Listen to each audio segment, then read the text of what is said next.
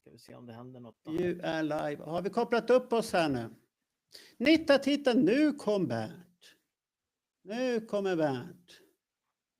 Så. Nu är han här. Ja, nu är han här. Ja, kan du skruva ner din mikrofon nu när du ändå är här? Och sen som vanligt missat bussen och alltihopa.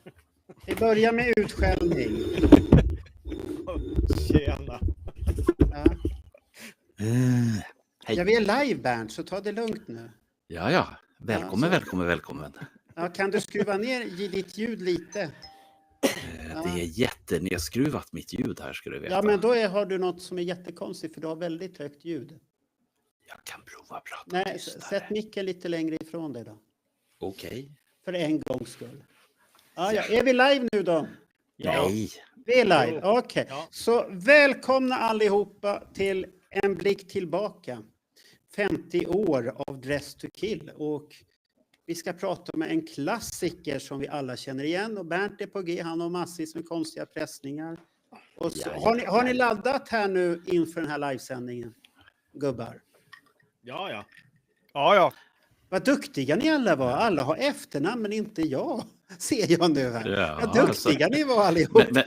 Men det är väl som så här, Mark, att du är så välkänd så du behöver inget efternamn. Okej, ja, det, så kan det ju alltid heta. Ja. Men hur har ni laddat upp då? Har ni gjort någonting speciellt? Cuba-Cola. Jaha, varför Cuba-Cola? Därför att det inte är amerikanskt utan det är gjort av Spendrups i Sverige. Det här är ju en vecka så vi ska bojkotta amerikaner, israeler och för säkerhets skull alla rika livsmedelskedjor.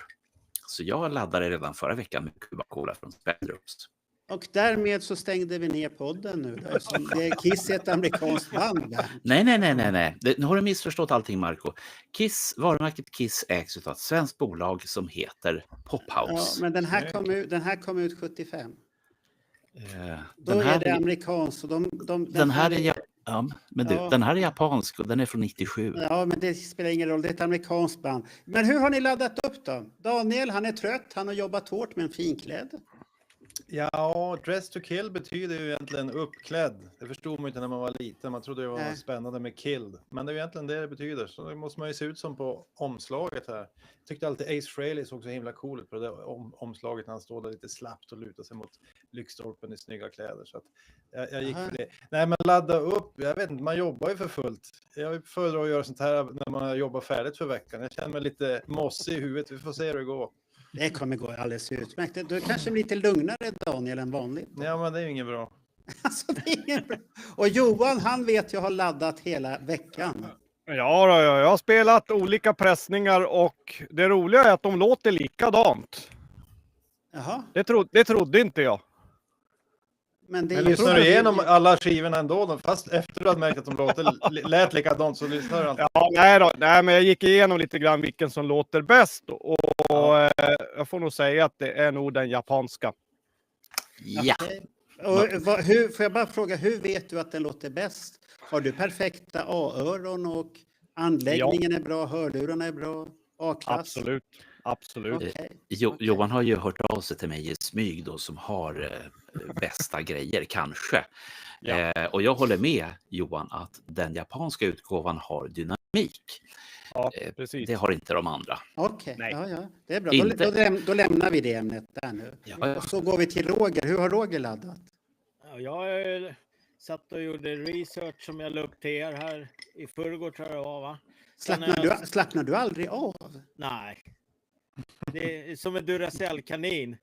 Jaha, okej, du har ett ADHD-problem eller något sånt här. Nej, jag vet inte. Nej, men jag gillar att hålla igång. Okej. Ja. Och sen har jag lyssnat på plattan flera gånger idag också. Så att... Nej, idag har jag inte lyssnat alls på den. För jag klippte de sista trailersarna utav fanbreven där. Och där kan jag ju säga att först skickade jag massvis med inbjudningar. Jag var ute i sista sekund för jag fick den här idén på tunnelbanan hem i måndags. Och det är så typiskt att man får så här, ja men det kanske man ska göra. Och vissa tyckte att jag var lite ute i sista stund. Jag förstår dem och nästa gång ska jag bli ännu bättre på det. Men vi har fått rätt så många. Men sen gick jag ju ut och gjorde en allmän förfrågan. Ja. Och det var ju fruktansvärt stor uppslutning för det. Uppståndelse. Ja, Inte. uppslutning. Jo, en. Ja, inte ja. Precis. En har vi fått. En stackare. Och nu när han hör en så vet han vem det är också. Så att hans video, så att de här hälsningarna skulle först ha använts som, vad ska vi säga, annonsering. Men jag har kommit fram till att den här veckan har Let Me Know-podden bombat nätet lite väl mycket. Det har varit podd i fredags, det var podd i måndags och det är podd idag och det är podd på fredag. Så att nu har jag strypt ner marknadsföringen lite. Så att, Marco, har du fått be om ursäkt? Nej då, vi har gjort ett avtal med Norge nu. Ja, det är bra. Det. Jag gjorde en Trump-förhandling, hade en mellanhand. Och sen vann du. Nils var Trump och jag var Zelensky och Putin har lugnat ner sig i Norge nu. Ja, Nils är här så att han har skrivit i chatten. Ja, vad trevligt. Då. Så att Ja. Norge-förhandlingarna har gått bra. Men innan vi börjar så ska vi titta på en liten grej här så att vi vet vad vi ska prata om. Det blir väl bra? Eller? Vad är det vi ska prata om? Ja, det är därför du ska se en video. För du har ju sovit, har jag märkt. Så att nu kommer det vi ska prata om här. Så lugn och fin och så tittar vi här.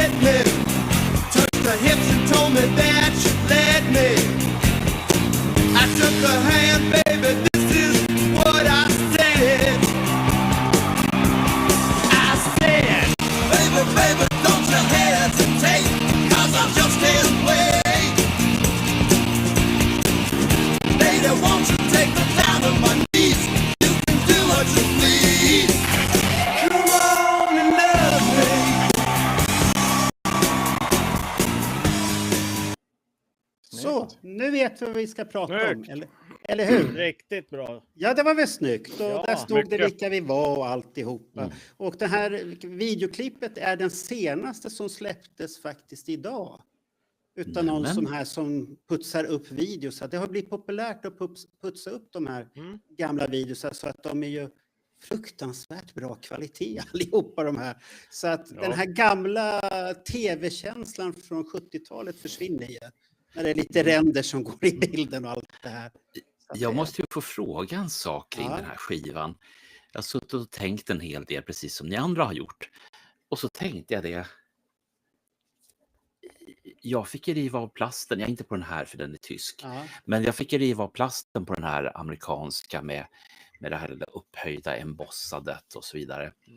Men det var väl knappt någon av er som var speciellt gamla och hade några pengar att gå och köpa en Dress to Kill för 1975. Utan ni fick väl... Du var jätteliten, den där Ja, amerikanska. den fick jag 75. För jag skulle inte ockupera mammas och pappas skivspelare. Då köpte de en Minitelefunken-spelare till mig och så fick jag en sån här. Ja, Jag fick det är gå in bra. på mitt rum och lyssna. Och då fick man bara lyssna i mono och det lät ju jättebra. Ja, och i hörlurar kanske också Ja. för att det inte skulle... Ja, Så men att det är jag, bra. vet inte om det här är någon Casablanca-variant, men den ser väldigt torftig ut på information. Så där såg de ut, de amerikanska på den tiden. Ja, det är inga häftiga inlägg, det är inga affischer eller någonting. Fast är det Nej. där verkligen amerikanskt? Det där ser ut som en svenskpressad. Ja, men håll upp asken igen här så ska vi titta. Så. Så läser vi här, Sunset Boulevard. Jag håller med dig i teorin, Roger. Och så får vi se framsidan. Det står ingenting annat här.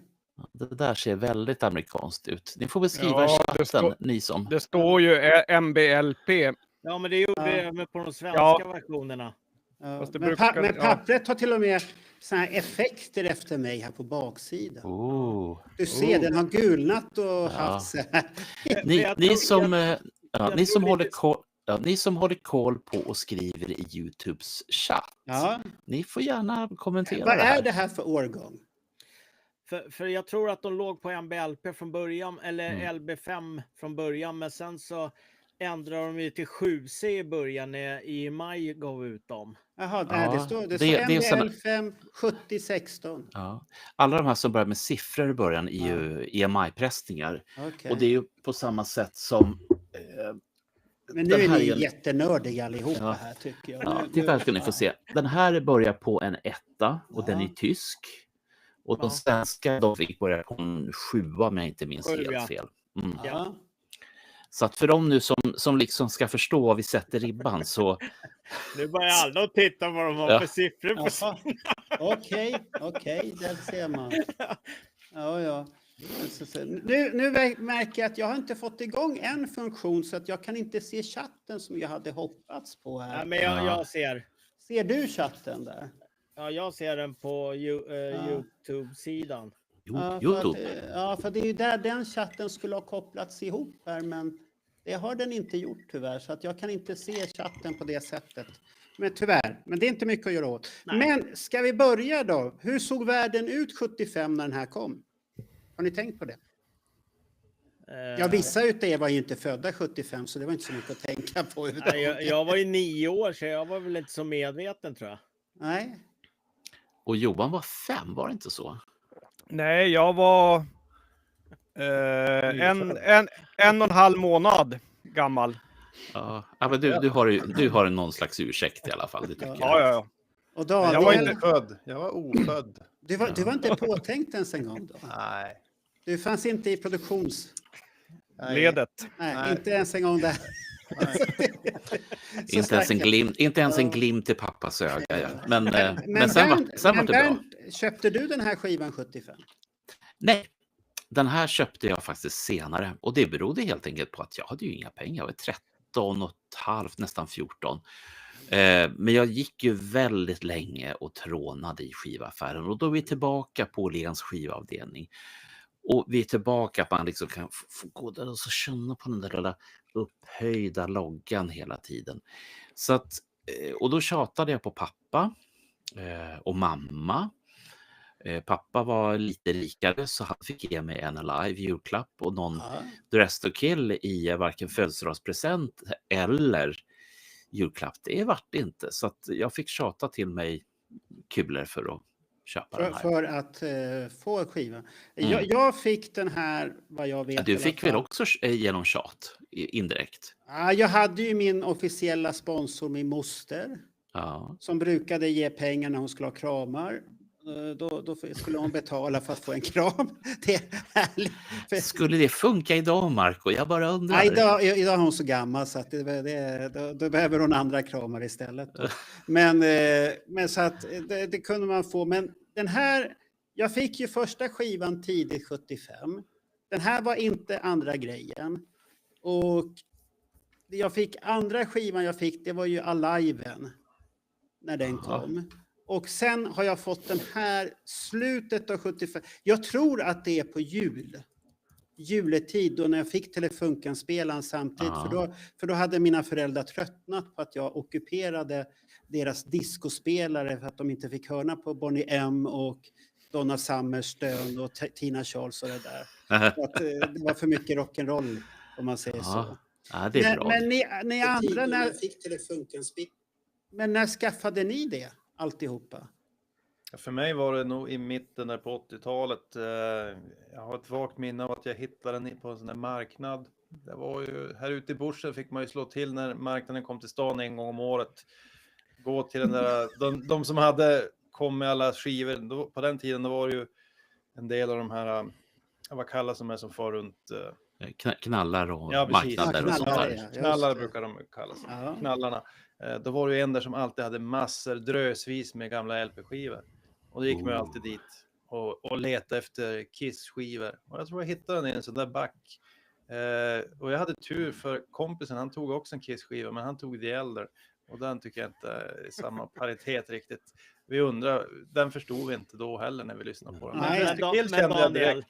Daniel, om du hade bytt där, alltså du tog det äldre och din polare Dress to Kill, hade du varit Kiss-fan idag då? Ja, tänk om det har tagit slut där innan det började. Ja. Det kanske var en himmel. Dress to Kill räddade mitt Kiss-intresse, där har vi ju. Nu lugnar vi ner oss med teorier här igen. Ja. Inga what if. Så att, ja. Jag ser en annan sak här som är lite spännande och det är att vi inte är ensamma utan vi är fler. Vi är 5 stycken som syns här. Ja. Men just nu så är ni 34 stycken som vi vet att ni är där. Och vi är Vad tacksamma trevligt. för det. Vad Ja, trevligt.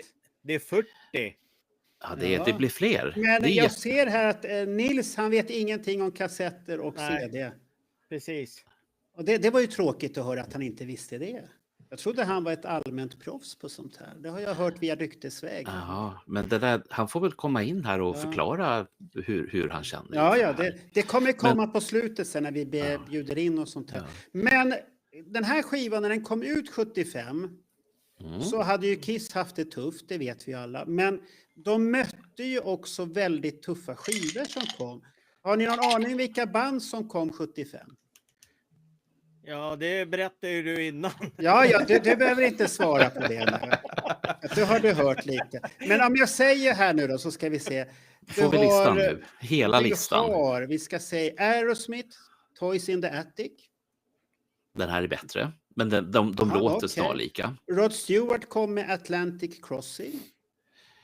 Den är en väldigt tråkig historia för den är så jävla sönderspelad. Den här säger Ja. inget. Men det är ett snyggt omslag. Jaha, du ska bara dissa varenda jävla skiva jag nämner här. Ja, Okej. än så länge. Born to Run med Bruce Springsteen. Ja, okej då. Okej. Wish You Were Here med Pink Floyd. Mm. A Night at the Opera Queen. Jaha, Jaha, nu händer det något med det här. herregud, Queen dessutom har ju fått Polarpriset. Japp, de har fått Polar och Roddan var med där också. Ja, våran kompis Roddan har fått vara med i TV4. Han har fått vara med på så himla mycket grejer han kommer berätta så att jag blir alldeles till mig i trasorna. Fortsätt Marco innan jag helt dör här. Sen kom Elton John med Captain Fantastic and the Brown Dirt Cowboy. Det var en jävla titel på skivan också. Jävla styggt omslag det också. Fleetwood Mac med Fleetwood Mac. Mm. Ja, Paul Simon, Still Crazy, absolut ingenting för mig. Men Den var bra. vi hade ju din favorit som Bernt också kom ut med själv. Ja, Bob Dylan, Blood Under Tracks. Black Sabbath släppte ju Sabotage också. Ja. Skiva. ja. Du, Alice Cooper och Welcome to My Nightmare. Ja, Ja, det är en klassiker. mycket fina grejer. Jag har en... Och inte för att glömma, för att göra Emil Örtemark glad här nu, om han lyssnar fortfarande. Kraftwerk kommer Autobahn. Ja, Då har vi men gjort det är Emil häftigt. Örtemark. Det är fina Ja, saker. de är också. häftiga. Ja, Kraftwerk. När du förresten nämner det här med vilka plattor som kom samtidigt. ja. Jag höll ju på och gräva lite grann. Det dök upp en intervju, en alldeles färsk intervju med Bob Östrin. Han har ju avsagt sig sitt amerikanska medborgarskap till att börja med. Så att han är numera enbart kanadensare och han fick ju självklart frågor om varför och sånt där. Men jag tänkte vi sparar det till en annan podd. Men det som är intressant är att varför The Elder? Jo, han höll på jättelänge med The Wall som är en platta. Ja. Och när han hade gjort den så tänkte han det är klart jag hjälper Kiss att göra en platta som är Men han sa ingenting att han rökte på så mycket. nej, han glömde nog att berätta Okej, det glömde han berätta. Det är ju, lite det var ju snyggt det.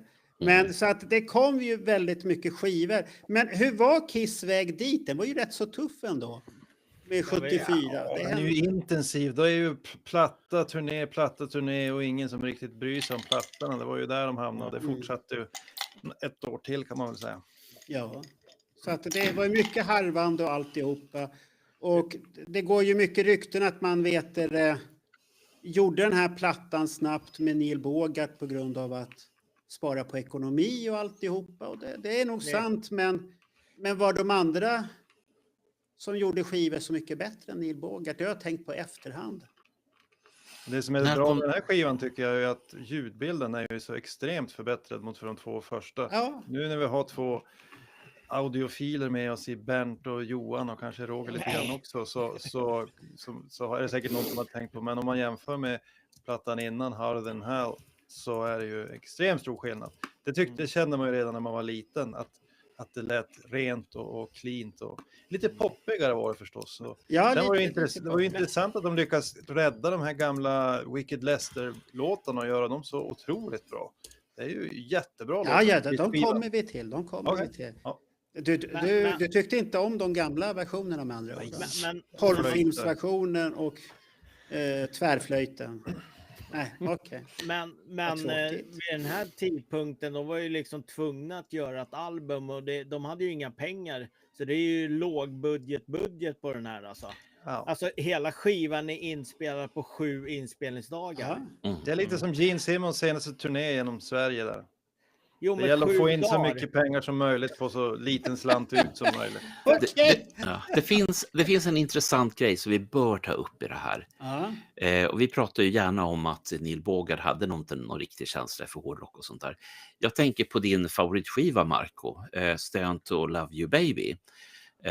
Alltså Donna Summers andra platta där hon stönar i en kvart i en nedsläckt studio. Ja, och den kom ut den 27 augusti. Ja. Den sålde ju lite småbra. Så att det är ju den som gjorde att man inte gnällde så himla mycket om Dress to Kill. Och den gick ju lite småbra den också, men inte lika bra som Donna Summers platta som kom då månaden innan. Och det kan vara bra att känna till när man sitter och tittar tillbaka i världen. Men Kiss har ju byggt upp ett momentum i alla fall, att de har ju en fanskara som är väldigt stor och hängiven som de har börjat få där. Och tittar man till exempel på Alive-omslagets baksida så ser man ju att det är ju en äldre publik än vad det kommer komma sen så småningom, 79. Men Kiss var ju traditionellt liveband. Det var ingen som brydde sig om skivorna. De ville se det här live liksom. Ja, men det kanske inte var så bra ekonomi i USA heller på den tiden. Nej, så kan det ju också vara. Så Att att de det är de hade inte råd. Så kan det ju vara. Ja. Ska vi fortsätta och inte prata om tiden här nu? Vi ska ju prata om albumet. Men innan vi går vidare här nu så tar vi ett litet klipp här och tittar på dem som har skickat in. Och vem vill ni att vi ska börja? Ska bara börja rakt upp och ner? Ja, kör bara. Blanda och ge. Blanda och ge. Då börjar vi med den första här då. Så får vi se vad ni tycker här nu då.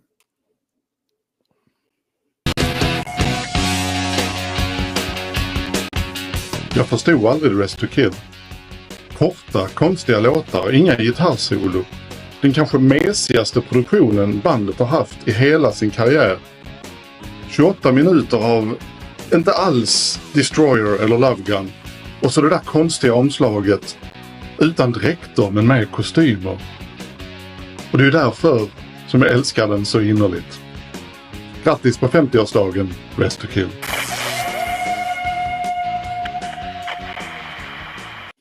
Så, det var väl häftigt.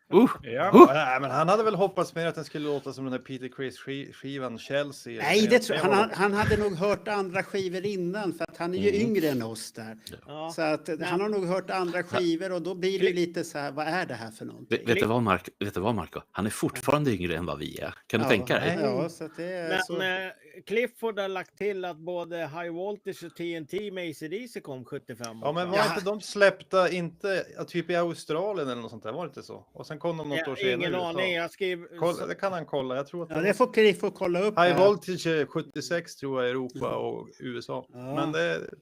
Don't quote me on that. Det är bra Niklas, eller bra Daniel att du är på Clifford. Han behöver lite däng ibland. Måste jabba tillbaka lite. Ja, så det är bra att du jabbar på Clifford lite. Sen diskuterar även chatten om hur berusad jag är och hur berusad jag kommer bli innan kvällen är slut. Hur vet du det? Marco hade ju en annan teori om dig, Bernt, innan sändning. Det var inte någonting om berusning, utan det var mer något annat som han ställt till. Det hade med många sätan att göra. Inte precis i topp, men... Är det en sätesbjudning vi snackar om? Säta. Att du låg säkert och sov innan där. Det finns inga bevis. Nej, jag hade rätt. Okej. Men ska vi prata om själva albumomslaget där? Men innan vi börjar prata om albumomslaget så ska vi titta på 2 videosar. Först, Igen? Ja, 2 videosar först. Så att vi har så att vi ska titta på lite videos här så att vi har fakta på bordet innan vi börjar prata. Så att alla blir glada. Så att det här är ju ett lättsamt samtal, men ibland måste vi ha fakta också. Oj då. Så att då kör vi på det och så kommer det här en video här nu då. Ja, kör på du. Ja. And you did some of my favorite pictures with Kiss, which is a lot of their walking around candid stuff, right? Like in New York, telephone booths. Maybe you could tell me something about that. Well, not the telephone booth, but there's one where they're running into a phone booth like Superman and pulling off his suits, and then they're coming out the other side as Kiss. Well, that came about, that set of pictures. I did a lot of work with Kiss, and actually I'm one of the few people who has a number of pictures of Kiss outside of the off stage, for one thing, and also in different clothes besides their super Kiss out. Right. I have them in Japan in kimonos. I actually have Gene twice. I did a cover for a Japanese magazine a few years ago where he put on a kimono again with a sword. Wow. But the Dress to Kill pictures came about because Cream magazine had an idea for a photo novella, which is a story like a comic book story in pictures, but in photographs. Right. And they kind of wrote the script where Kiss is like in their secret identity in suits, going to work, and they read the newspaper and they find out that there's a concert. They were referring to John Denver, but they cleverly disguised it as John Cleveland. and they felt that the world was being destroyed by boring music, and that they had to save the world with rock and roll. So they run into the phone booth, they pull up their suits, and they run out as Kiss, and they put up a bunch of posters for a fake John Cleveland concert. And everybody shows up, but instead of John Cleveland, Kiss comes out and saves the world with rock and roll. And at the end, they get metal pinned on their chest, and they have an orgy backstage celebrate. And it was all done on the fly. When they came over to Peter talks about it in the thing. He said that they raided Bill Coyne, who was their manager. He had some suits. So he and Peter actually got suits. I think Peter had a suit. Okay, he was the older one. Yeah, and Paul said that he had to borrow it from Bill. Ace and Gene are wearing my suits because they showed up. They didn't get the memo. They showed up without us. It worked out better because if you see Gene in the picture, he pushes up in the sleeves a little, but Gene is three sizes bigger than I am. He's a tall guy, actually. He is. Although his son makes him look like a little old man. Yes, he is. But me, a very big guy. And so in my suit, he looks like a Hulk because he's like literally busting out of the suit. Like his arms and his legs are like a foot longer than the suit.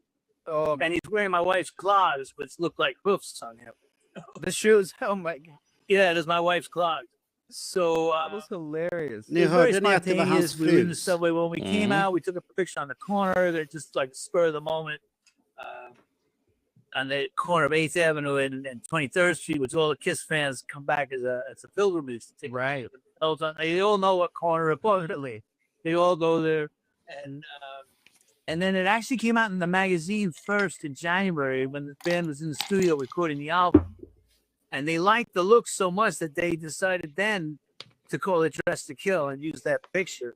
And then I had to bring the suits back, and they all got dressed up again in Electric Ladyland.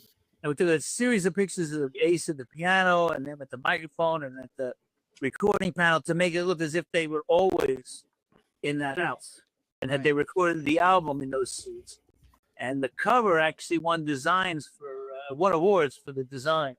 Wow. Because the name is not actually printed, it's embossed in the black border around the picture. It's the Kiss logo's embossed on the thing. And it won a lot of design awards. And it's one of the most well-known Kiss photos out there. It is. It's so well known and so iconic. Så, där har vi sett den. Och då har vi fått en massvis med förklaringar där att det ska vara hans kostymer. Men är det sant det där? Den där grejen kan jag säga. Den där. Och det här har jag grävt i mycket. Och jag tror att den där minnesbilden är ju spännande. Minnen överhuvudtaget är spännande. Ja, okej, men då gör vi så här, Bernt, innan du går vidare. Då lyssnar vi på vad en nykterist har att säga i saken då. Som aldrig har varit på eller någonting och har varit nykter och har bara varit sexmissbrukare. Vad har ja. han att säga i ärendet då? Okej, då kör vi på det. Så kommer en liten video här. Sen ska vi Bob Gruen, a debattera. mutual friend of ours, he shot the album cover for that. Now, he claims that the suits on the cover of Dressed to Kill were his suits and the clogs were his wife's clogs, and that it was based around a comic book that never came out about you guys saving the world from John Denver. Is there any truth to that, your side of the story? Well, as you know, I've never used drugs and never been high except in a dentist chair, and I've never been drunk, just for the record. And by the way, I don't care if you guys have a different lifestyle. That's been my choice. So my memory is very clear. The suit I wore belonged to Bill Aucoin, our manager at the time, who sadly passed from AIDS. Yeah. It was too small because he was a smaller guy, and I'm 6'2". And that's why it looks so funny. The clogs, I think, belonged to Ace. I did not have a suit or dress up in those days. That's before I went corporate and sold out. Of course, we sell out every night. We sell out every night, babe. I know. So the rest of the suits, I do know that Paul had a suit, Paul Stanley, that was his suit. Now, whether Ace and Peter had one, I suspect Peter had his own because he was a sharp dresser. He had suits and ties and, you know, all those fluffy things and scarves. So Bob may have been innocently Delusional for us? remiss in his memory. But, you know, that day was a strange day because we were only a few blocks away from 10 East 23rd Street, where we put the band together. And it's funny, it took us about a year and a half to go 10 blocks up to 33rd Street to do 3 nights at Madison Square Garden in the days when nobody did that. I mean, there was Elvis and we did pretty good. Så, där stannar jag, för nu vart det bara skryt där helt Ja, plötsligt. det är lite roligt. Han skryter ju om sitt minne att det är så himla bra. Ja. Och sen säger han då i nästa mening, ja, Bill Aucoin dog i AIDS, men han dog ju i cancer. Ja. Det är ganska roligt. Ja. Hur ska vi ha det här? Vem har rätt här nu? Nu har vi 2 olika har teorier du- i det här. Har du en tredje? Nej, du jag det? har inte en tredje. Ja, det jag hörde från början var att han hade lånat från Bill Aucoin. Det hörde jag för flera år sedan. Ja. Men vi vet ju egentligen inte vad som är sant här. Men Nej. jag håller några spänn på att det är Bill Aucoins kostym. Och samtidigt så fotografen påstod att det var frugans träskor. Då har hon rätt så stora fötter för att vara en kvinna i sådana fall. Ja, eller, Ja. eller Jean kanske har små fötter. Det kan vara så. Ja, det också. kan det vara så också. Han har små fötter. Du vet Så vad att de det- säger om de är Ja, små precis. fötter? Precis. Ja, vad tänkte du nu? Små skor menar jag. Ja, They're så all att in your det- dirty mind. Så att det är mycket konstigheter där egentligen. Vem man Jag ska kan bara tro säga på. så här att den informationen som jag fick på 70-talet, den handlade om att det var ingen som visste någonting överhuvudtaget. Och sen efter ett tag så började man diskutera vems kostym det var. Och att Jean inte hade en kostym, ja. Ja. Och att det var Bill Aucoins kostym, ja. Det är alltså det ursprungliga. Det betyder inte ens att det är sant. Det är bara gammal information. Ja. Och vi vet ju hur det är med gammal kissinformation. Den kanske inte är värt så mycket i alla fall. Nej, så att vi... Så vad du har gjort nu, Marco, tack Ja. ska du ha, det var att nu har du helt enkelt tagit 2 stycken parallella historiespår, gett det till oss Ja. och till de 50 som tittar Ja. och de 1000 som kommer titta sen. Och så kommer vi bara sitta och tänka, nej men fy fan Marco. Ja, för att ni påstår ju, alla påstår att de vet det här och ena och det andra. Ja. Det här är ju jättesvårt. Vem har rätt i den där frågan? Man vet ju aldrig. Nej. Så att Men det är fantastiskt. Nils har en teori. Han tror på Bob och inte Jean. Ja, det förstår jag honom. För det skulle jag också göra hellre. För att Jean brukar ju svamla fast han är drogfri och alltihopa tar ingenting. Det enda han missbrukar sex, men det kan ju sluta illa det också. Ja. Och sen har Clifford bekräftat att det var australiensiska utgåvorna på AC/DC. Ja. Mm. Men om du är tillbaka här nu i det här träsket, Marco, så blir ju frågan direkt: hur ska vi få reda på hur det verkligen var?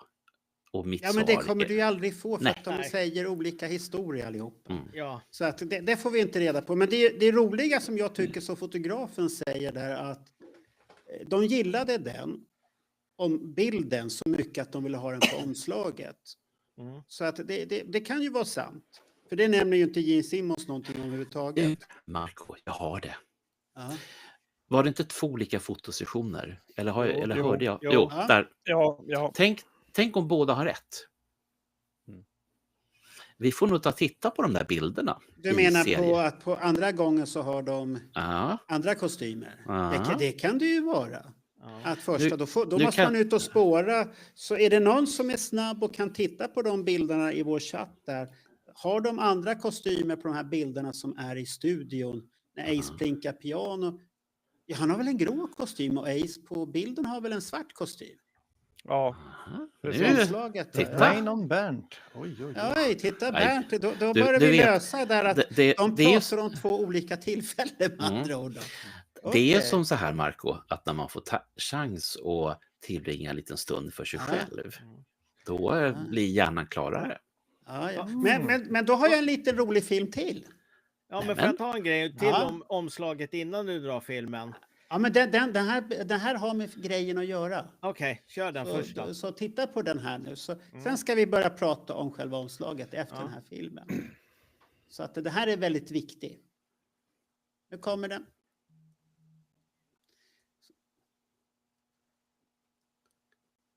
Och nu kommer det inte säga så mycket på den här videon. Vilka har varit där? Jag har Man varit ser så. Har ni stått där vid den här lyktstolpen? Jag har aldrig varit i New York, så det är svårt då blir för det mig då. svårt. Jag har stått där 1990, men det var så här bara, gatuhörnet. Det förstår inte jag. Hur kunde din reaktion vara ja när du står där? Jag har stått när det fortfarande fanns tegelstenar kvar. Om vi går lite längre fram på den där gatan där bilden visar nu, så har ju folk nu i efterhand varit och plockat tegelstenar. Ja, där kände man på heliga väggen i Mecka där inne. Och kände på väggen och sånt där. Den där bilden är jätterolig. Den här lilla grabben ser helt skräckslagen ut på den här bilden. Så att, den är ju väldigt speciell hela grejen där. Men den är ju tagen på det där stället. Och många misslyckas ju att ta bilder på det här stället åt rätt håll. Och står man där, som när jag var med Clifford, Morgan och jag. Det går ju inte att misslyckas att ta åt rätt håll bilden där. För du ser, de husen som fanns då 75, de är kvar. Stort sett allihopa. Så det går inte att misslyckas, men ändå verkar folk misslyckas med det där. Och jag har tagit bild där och vi ägnade, jag tror vi stod en timme där. Sen var vi tvungna att gå och ta en kaffe för det var så, vi var alldeles till oss efter det där. Men ni kom på vart ni skulle stå och åt vilket vi tog håll? massvis med bilder där. En och en i grupp och allt möjligt. Och på stolpen, det var klistermärken på den. Och jag har för mig att det var ett svenskt klistermärke. Där det stod Kiss Sverige eller något sånt här på den också på stolpen. Jaha. Som vi satt och skrattade åt att en svenne har varit där och satt upp ett klister. Så Men att, nu kommer väl alla att hitta, nu när de ska göra den här touren, audiotouren. Ja, då går det kan man inte. ju lyssna på För den. det har jag ju sett att den har ju börjat komma. Den ska väl ha premiär. Inte det helgen nu, den 22? Ja, till helgen ska den ha premiär och så börjar folk ta bilder och kan följa den där. Och jag har för mig att det ska vara den här promenaden från lite runt omkring. Man ska kunna gå och titta och så följa med om vad de gjorde den dagen. Men jag har en fråga om omslag. Jag kan ta den till Johan, för han har varit väldigt tyst här ett tag. Ja, jag insuper all information. Jaha, okej. Vänta, får jag bara fråga, stör inte du det på att det saknar ett S i Kiss-loggan på Dress to Kill? Du tänker på den där. Uppe i högra hörnet så fattas ett S, det står Kiss. Ja, det är det ju många som säger. Ja, jävlar du. Jag säger inte att du det inte är har första sett det. gången. What the hell? Okej, pojkar, då tittar vi på den tyska. Tyskarna vet vad de håller på med. Ja, Titta nu noga. De har ingenting. Nej, de har bara ett vanliga S. Man ser ju ingenting. Har du missat det där, Johan? Ja, tydligen. Ja, jävlar du. Ja, det ser fan. jätteknasigt ut. Han är så inskränkt i sina bootlegs, så det där var veckans höjdpunkter där. Ja, då slänger vi den här. Den är inte salig för 5 spänn. Är inte det ett feltryck då? Den är ju värd mer. Ja, just det. Ja, 500. Men om man nu ska göra symmetriskt runt omkring, alltså då kan du inte hoppa över ett S i loggan. Det är jättekonstigt. Ja, eller gör man det bara för att retas och jag har någonting som sticker ut? Det kan ju vara den andra sidan. Jag tror ju inte det, men det skulle kunna vara. Ibland gör man ju sån där grej som ska irritera lite grann. Ja. Jag ser här i chatten här när vi ändå pratar om den här stolpen där att Nils Bräcke kommer med riktigt häftigt. Han har stått där med Peter Criss. Har han en bild då? Så nu vart han värst igen, Nils. Ja, men det är fram med bilden nu, Nils Bräcke. Jaha, du tror inte. Det är typiskt det där. Men det jag tror på, det var att jag tror att japanerna hade också ett problem med den här. De löste det på ett annat sätt. Det finns bara en logga. Ja, det är den där tråkiga varianten. Man tar bort den här fina runt omkring. Jag tycker den tillhör. Jo, men jag tror att de satt där, japanerna, och tänkte hur fan ska vi få till det här? Nej, vi tar bort den. Men vad tycker ni om omslaget annars då? Nej, jag måste ju säga att efter att ha sett liksom Destroyer tror jag och de här skivorna så är det ju inte mitt kiss riktigt det där. Jag tycker det är lite få. Men det är ju några roliga saker. Ace ser ju stencool ut. Peter Criss ser ju rätt cool ut. Det är egentligen Paul och Gene som ser lite udda ut. Det märks att de hade inte kanske total kontroll över bandet, för den här bilden skulle inte Paul godkänna. Han står där och försöker vara lite längre än vad han är. Han har ju ett move där han står på en tå. Det har man ju förstått att han har kört genom hela karriären. Det kanske inte den bilden tror jag han ångrar lite idag. Men nej, och svartvitt, jag vet inte. Jag tycker skivan efter blev ju betydligt coolare enligt mig då när de kom med de här både Rock and Roll Over och Destroyer året på. Men frågan är om de hade, eftersom det var stramt med pengar, var det där de hade råd med? Gå ut på gatorna där det inte har studio och fota i. Men Roger, de två omslagen innan tycker jag då är snyggare. Den första är väldigt stilrent och det andra är lite mystiskt. Det är det jag menar. När de kommer till Dress to Kill finns det inga pengar. Och det billigaste är att gå ut på gatan och ta massa foton. Istället för att gå in i en studio så kostar massa pengar att hyra. Om det är det hänger på. Bild kommer sen, Bernt, på NK-gruppen sen. Så att... Baksidan skulle de kunna gjort något roligare med också, kan jag tycka. Ja, men den är lite häftig. Du kan ju bara ana hur de ser ut. Ja, men Johan kanske gillar den här omslaget. Nej, jag tycker baksidan på CD:n är faktiskt snyggare när det står låttitlarna, när det är faktiskt. Nej, fy fan. Det påminner lite mer om första skivan och sådär, alltså att det är lite mer åt det hållet. Ja. Vad då menar du, Daniel? Jag skulle vilja haft den där på framsidan istället. Nej. Ta bort. Han tyckte ju att baksidan var bortkastad. Jaha, du menar så att den var helt onödig? Alltså. Ja, det hade ju varit en poäng skulle ju vara kanske att om de kunde stå i sina kostymer här eller någonting så du fick någon dynamik. Först liksom den och sen har de i, alltså då menar jag inte kostymer utan deras dräkter om man så säger. Ja, det var lite roligt. Haft på båda sidor. Ja, de hade ju kunnat tagit den här när de går igenom en telefonkiosk och kommer ut med dräkterna. Den kunde de ju haft på baksidan. Ja, för Johan, det finns en bootleg som heter A Lightyear Ahead. Som någon Raymond tyckte att den skulle ha varit omslag till Dress to Kill istället. Ja, den är snygg. Den är snygg. Den är snygg. Och hur ser den ut då? Har du den i ditt arkiv så att du ser det? Ja, men jag vet inte exakt. Har du ingen aning? Men det är när de går in i en telefonkiosk i varje fall. Okej, så att det här är bara Bernt också lika negativ till den här? Va? Nej. Du tycker om den? Framsidan eller baksidan? Vad är det vi pratar om? Omslaget, helhet. Det är väl inget fel på den här. Och jag tycker framför allt så tycker jag om den här embossade, alltså den här upphöjda. Sen att det står Keys på den, det får man ta. Eller så... Ja, det är inte hela. Ibland kan det ju bli lite fel om man räknar lite fel och sånt här. Så att jag tycker den är magisk. Det är magisk. Ja. Det som vi vet, det finns en till liten spännande sak kring Destroy Kid-plattan. Det finns en vi pratar om audiofila, jag har glömt hans namn nu, men han blev inbjuden till Universals saltgruva. Det var väl en saltgruva, eller var det en kalkgruva? Salt eller kalk, det ser likadant ut. Men i den så har Universal en av 4 gruvor, så har de alla originalmastrar på allt som de har rättigheterna till. Och det är synd att vi kör live, för annars skulle vi kunna plockat fram den här snutten och visat den. Han är i alla fall inne och går i de här korridorerna. Och rätt vad det är, längst ut på en gång, så finns det masterbandet till Dressed to Kill. Och varför nämner jag det här nu? Jo, Ja, varför nämner du det här? ja, den är alltså inspelad i halva hastigheten. Det vill säga, det är verkligen ett bevis för att de hade fan med inga pengar alls. När originalmastern är inspelad liksom i halvfart. Och då är det inte att det är bra att den är inspelad i halvfart, för den ska vara inspelad i snabb hastighet så kvaliteten blir hög. Så vi ska nog vara tacksamma för att det låter något om den här plattan överhuvudtaget. Jaha, säger du det? Okej. Japp. Intresseklubben antecknar. Ja, men nej, jag tycker den är magisk, hela omslaget i sig själv. Så att jag förstår inte det här negativa.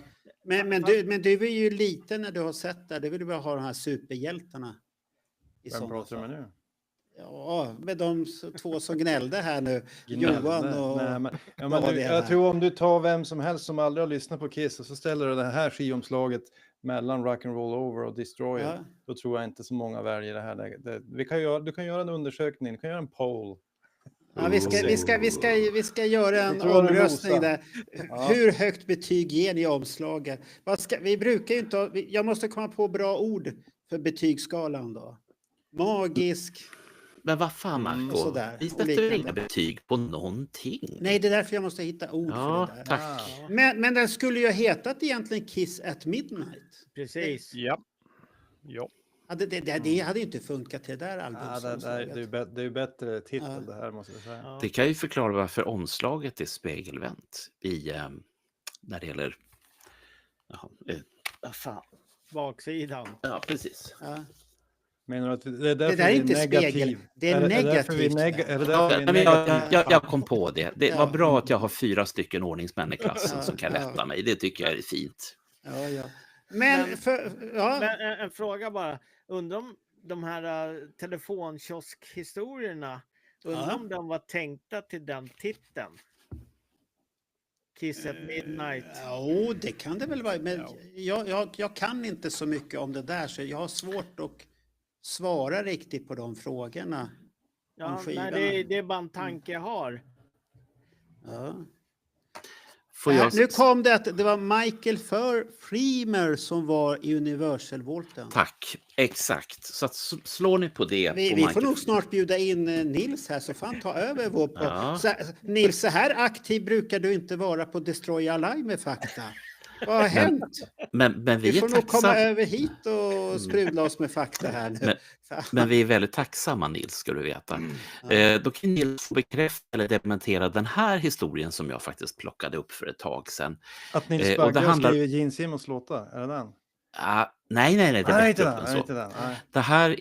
Det här handlar om Neil Bogarts roll. Han är ju producent för plattan. Men enligt... Nu ska vi se här, vad heter de här 2 pojkarna? Dave Whitman. Så gjorde inte han många knop. Han började med att han kom ner till studion och då hade han med sig en väska med gräs. Ja, men då har han ju varit rena rama inspirationskällan. Jajamän. Ja. Så att de som gjorde jobbet, det var inte Neil Bogart, utan det var Dave Whitman och George Lopez. Han övervakade och var ansvarig. Och rökte gräs. Nej, det vet du inte. Han hade bara med sig gräset. Men, han gjorde med fråga, Bernt. Står det inte att det är både Neil Bogart och Kiss som har producerat den där? Ja, det har jag för mig att det står. För det står det på Wikipedia. Men nu börjar ni prata om skivan här nu. Så att och det här är ju en känsla. Har ni ingenting mer att säga om omslaget överhuvudtaget? Ni har varit väldigt tysta om de här kostymerna tack vare att jag visar de här videorna här nu.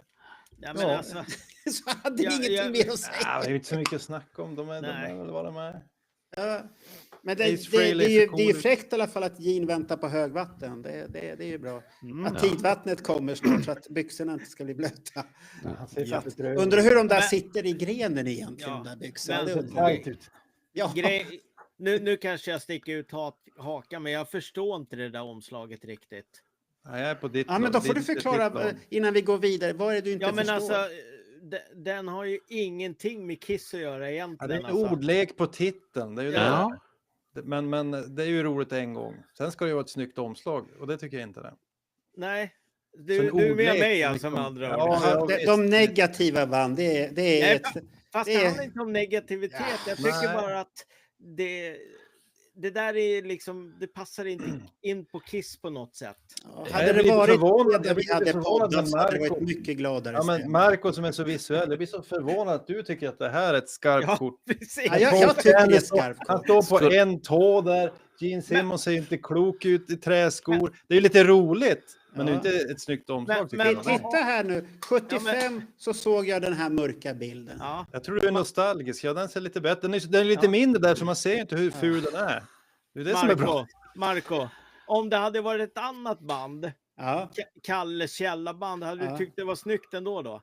Nej, för jag gillade Kiss. Ja, men där sa du någonting, Roger. Alla andra band från 75, de ser ju skittöntiga ut med utsvängda Ja. brallor och för små skjortor och dåliga frisyrer och långa polisonger. Det var ju det Kiss kom förbi med sina kostymer. Det blir ju som Superman eller Batman. Det är ju för evigt. Det håller för alltid. Den här bilden håller inte för alltid. Den här är fast i 75. Men vi får ju tänka på att det här var ju tanken var ju till en serietidning som aldrig blev av. Ja, det var ett feltänk. Eller en seriestripp av någon slag eller sånt här. Jag tycker det känns, om jag säger så här, jag tycker, sista grejen. Jag tycker det var ett lat omslag. Alltså de har varit lata. De har tagit en bild som de har haft. De har inte, och sen får det väl vara budgetomslag och allting sånt. Men nu tycker jag banne med att de kunde hitta på något lite fräckare. Men pojkar, skulle kanske plattan istället att det heter Sharp Dress Men? Men. Nej, För det kom ju en platta, det kom ju en för platta. de är inte sharp dressed. Nej. Man har ju inte träskor på sig. Och allt det här. Den hade inte blivit snyggare heller om det Nej. blivit Så haft skrifter på. Z istället för S, Nej, eller hur nej, Bent? Haft nej. 2 Z. Nej, nu håller ni på att spåra ur. Så nu tittar vi på nästa fanvideo här nu då. Som vill hälsa här nu. Är ni beredda? Strippen Ja, var i kör. Cream tydligen. Den Ja. publicerades Ja, i det Det är kommer- det.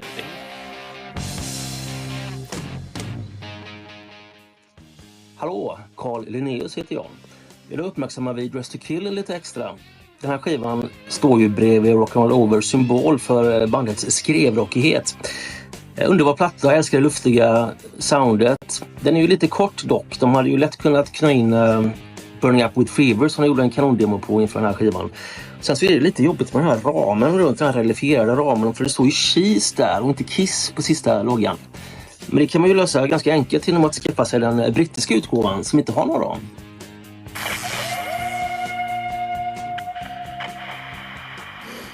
Jaha, han var inne Så på det. Ja. Man Så kunde- löste de det i ja. Storbritannien, som Ungefär japanerna. som Bernt gjorde också.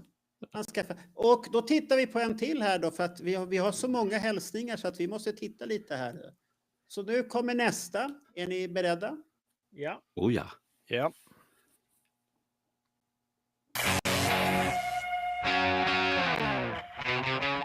God dag alla kära Kiss-vänner.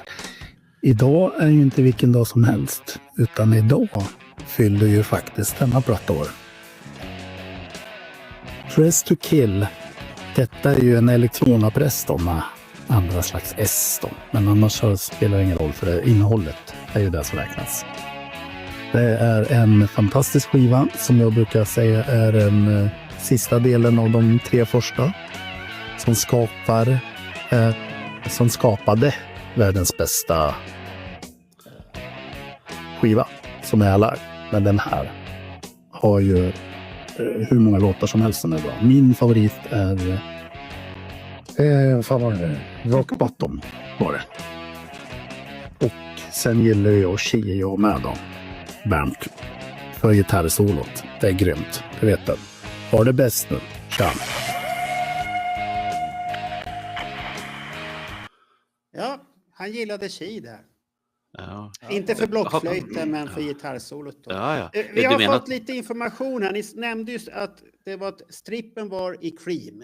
Mm. Ja. Ja, det har ni sagt. Och sen har Christer Gustafsson kommit in med här. Var inte Dress to Kill en film? Och googlar man på Dress to Kill bara. Och är kall och bara skriver Dress to Kill och inte lägger till Kiss, då brukar det oftast komma en film först och främst. Då får man en jävligt häftig thriller. Det är en riktig mumma film. Ja. Det är mumma, Nej, men jag mumma tänkte film. om du googlar filmtitlar överlag så får du upp ganska många Gene Simmons-titlar som är snarlika. Ja, okej. Så är det. Det är bra. Ja. Men ska vi, innan vi går vidare här nu har vi korrigerat, så måste vi nog ta en fanvideo till, annars blir det alldeles för många. Så nu kommer en sista. Sen ska vi gå in på demos som vår kära Roger älskar att babbla. Och vi har demos att lyssna på sen också. Kul. Och nu kommer näst sista innan vi börjar prata här igen.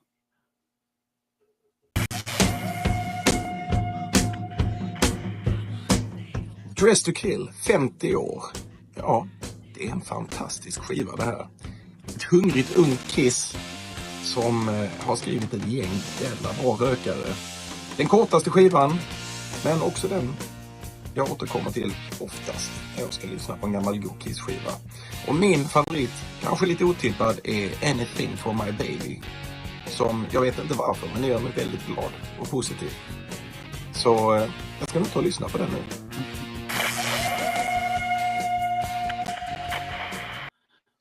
Har ni tänkt på att det är instrumentala versioner på alla? Jo, jag sjunger inte. Tänk så du har fixat, Marco. Ja, vad jag har fixat. Ja. Jag har Men fått leka. jag måste ju få lägga till en liten sak här. David Frenberg, han har ju hemliga identiteter också. Minst 2. Och vi har intervjuat dem båda i den här podden. Ja. Men hans band heter väl nästan som skivan? Ja, Dress to Thrill. Ja, jävla bra rökarband. 75 års känsla. Fast de spelar moderna låtar, men känslan är 75. Sen jag säger det så det är gjort. Sen får han slå mig. Reggie Paul. Tänk ifall han kommer sen och berättar om Dress to Kill. Det vore häftigt. Han nämnde att det är en kort skiva. Det är ju lite hemskt ni som sitter och tittar på det här. Ni kunde ha lyssnat på Dress to Kill 2 gånger istället. Ja. Det har du rätt i. Nu blir du stygg, det har du helt rätt Daniel. Ja. Det är ännu värre så. Jag analyserar det här med tiden. Det är helt galet. Men vi tar det när vi Nu tar vi demos då. Och jag har 2 stycken vi kan lyssna lite på om ni vill hur de lät innan de kom hit. Och det är ju She och Love Here All I Can. Får vi höra hela She? Nej, du får höra din tvärflöjt och sen... Ja, äntligen! Men Daniel eller Roger kanske vill säga någonting innan vi börjar lyssna här nu så att vi inte bara har massvis med roliga medier här. Vilka demos är det du ska spela från Wicked Lester-tiden? Ja, det är från Wicked Lester så vi kan höra hur de lät på den versionen då. Ja, men kör! Ja, så ska vi börja med dem redan? Jag trodde du hade viktiga saker att säga här. Ja, men jag kan ta det efteråt för att... Okej. Ja, och jag säger bara en sak. Då kommer första här. Då. Flöjt upp. Ja, det kanske inte är flöjt upp. Vi får se. Jaha, man ska trycka. Finflöjt.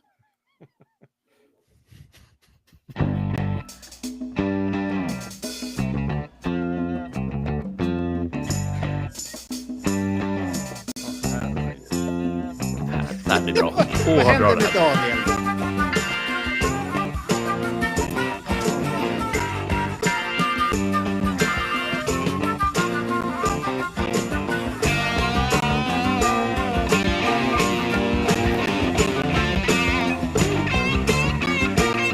Ja, nu får du inte höra mer, för det där är anskrämligt.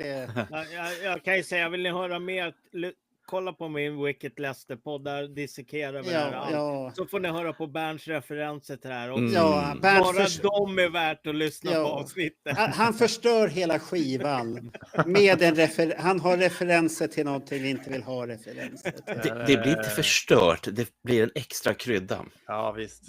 Är det någon Bernt är inte kung av Kungsan, Bernt är kung av porr. Det vet jag ingenting om. Nej, men det är i alla fall på 70-talet. Han är kungen av purren. Ja, purren. Okay. Men vad har du mer att säga, de här anskrämliga versionerna? om She och Lover All I Can. Ja. Tänker inte säga så mycket om, men däremot så spelade de ju in en demotape 24 och 25 januari i Larrabee Sound i Los Angeles. Där innehöll ju låtarna Anything for My Baby, Rock All Night, Mistake och Burning Up With Fever. Ja. Och de inspelningarna skickar man ju sen till Electric Ladies, och vissa delar i Rock and Roll Night är ju med i den färdiga studioversionen sen. Jaha. Jag misstänker att de har gjort likadant med Anything for My Baby också, så att jag vet inte exakt vilka delar det är, men jag har någon sån här hint om att det var Peters trummor kvar och någonting av Jeans basspel. Okej. Men du Roger, bara snabbt på rak arm kommer jag inte ihåg. Men Smoke, var det för någon av skivorna 76 eller var det till Dress to Kill? Nej, det var till Destroyer. Ja. Så att... den känns ju väldigt Dress to Kill annars, den låten. Men Burning Up With Fever, hade den passat in i den här skivan? Ja, det alltså grejen är att jag tror nämligen att vi kan ta det här på en gång. De spelar ju in skivan på 7 dagar. Ja. Men det var under en 17 dagars period. Och de har då en grej där de kör 11 februari, 17 februari, 18 februari och 19 februari. Där sätter de i princip alla låtar utom Wicked Lester-låtarna. Mhm. Och sen så tror jag... Var det för att de satt och diskuterade om tvärflöjten skulle vara med? Eller? Ja, typ. Nej, jag tror att de fick den tiden och sen upptäckte de... Roger, ta micken närmare dig för du har micken för långt ifrån. Och då tror jag att de fick panik då, för att skivan var bara 23 minuter och 19 sekunder liksom. Så att de fick nog... Sen fick de 3 dagar till, 25, 26 och 27 februari. Och där spelar de in Rock Bottom och lägger in ett intro på 1:56. Och sen lägger de in She och Lover All I Can. Och sen så gör de färdigt några av de andra låtarna. Jag tror inte de fick mer tid på grund av pengabrist helt enkelt. Ja. Han Bogart var hård. Han gick där och rökte på. Och... Så jag tror ju någonstans att Gene kanske vill ha med Burning Up With Fever eller Man of Thousand Faces. Men det fanns inte pengar och tid att fixa dem. Men ska vi lyssna på den här Burning Up With Fever? För den kommer ju med i den här Destroyer-boxen.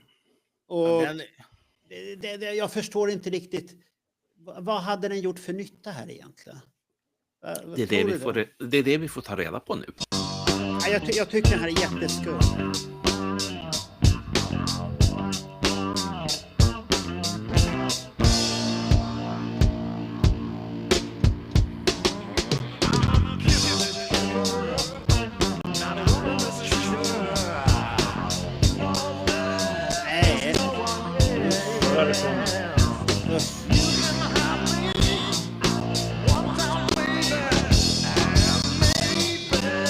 Behöver ni höra mer? Jag vet vart den här bor någonstans. Jag vet precis vart den här bor någonstans. Den här bor i en porrfilm, amerikansk 16 mm från 1971. Där bor den här låten. Och jag kan ge mig fan på att han har snott den ifrån en porrfilm från 1971. Men en fråga, den där versionen, jag tror inte att det är den som... Ja, det var den jag hittade på nätet. Jag vet inte om det är rätt version, men jag ville bara ha någonting att man skulle höra hur det lät. Den versionen som är från Larrabee är mycket, mycket tyngre. Den är tyngre här. Men är det samma porrsound i början innan han börjar sjunga? Ja, det vet jag inte. Jag har inte de referenserna. Men hur får du allting till snuskbär? Det är jättekonstigt. Jag säger bara en sak. Jag har en gammal vän. Det brukar heta så. Det stämmer, Roger. Kom Nils här. Ja. Och sen kommer Filip Melander och tycker att det är disco-kiss det här. Nej, för fan. Det här är en annan sort. Men jag förstår vad du menar, Filip. Och i sak kan jag hålla med dig. Men nu är det så här att jag och min goda vän under den här tiden besökte ställen som visade film. Och de hade ju inte råd med så himla dyra musiker när de skulle lägga musik, grejen. Ja. Så att de fick ju liksom ta det som fanns. Och på den här tiden så fanns det ju färdiga LP-skivor med olika typer av musik på.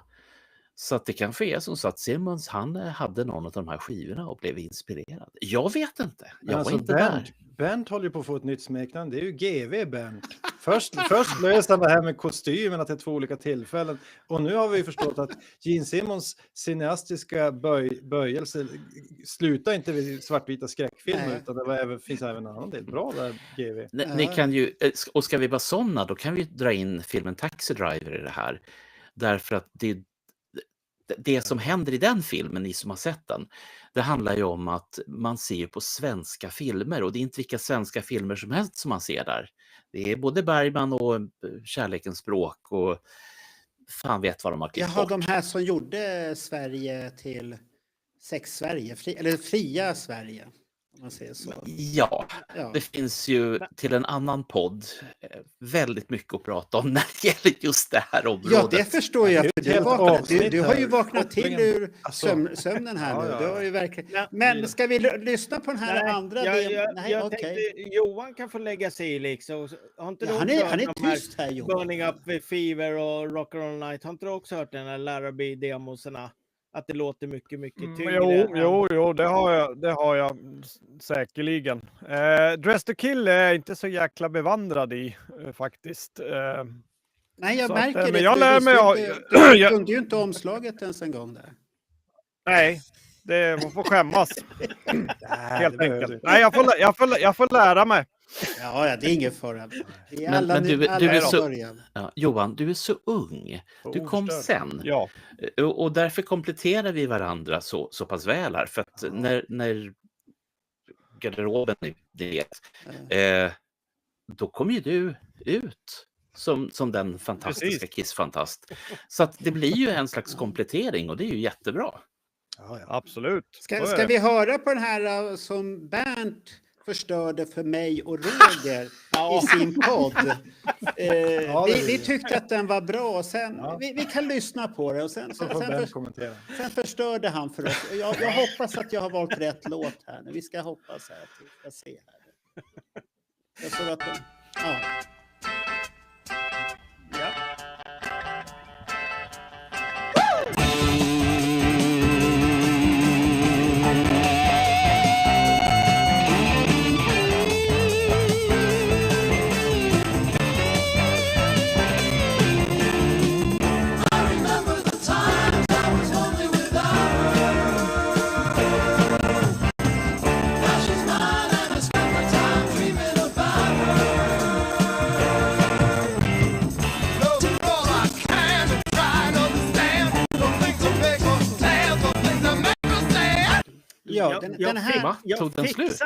Jag fixar inte den här efter det där avsnittet. Jag har gått och lyssnat på den här längre.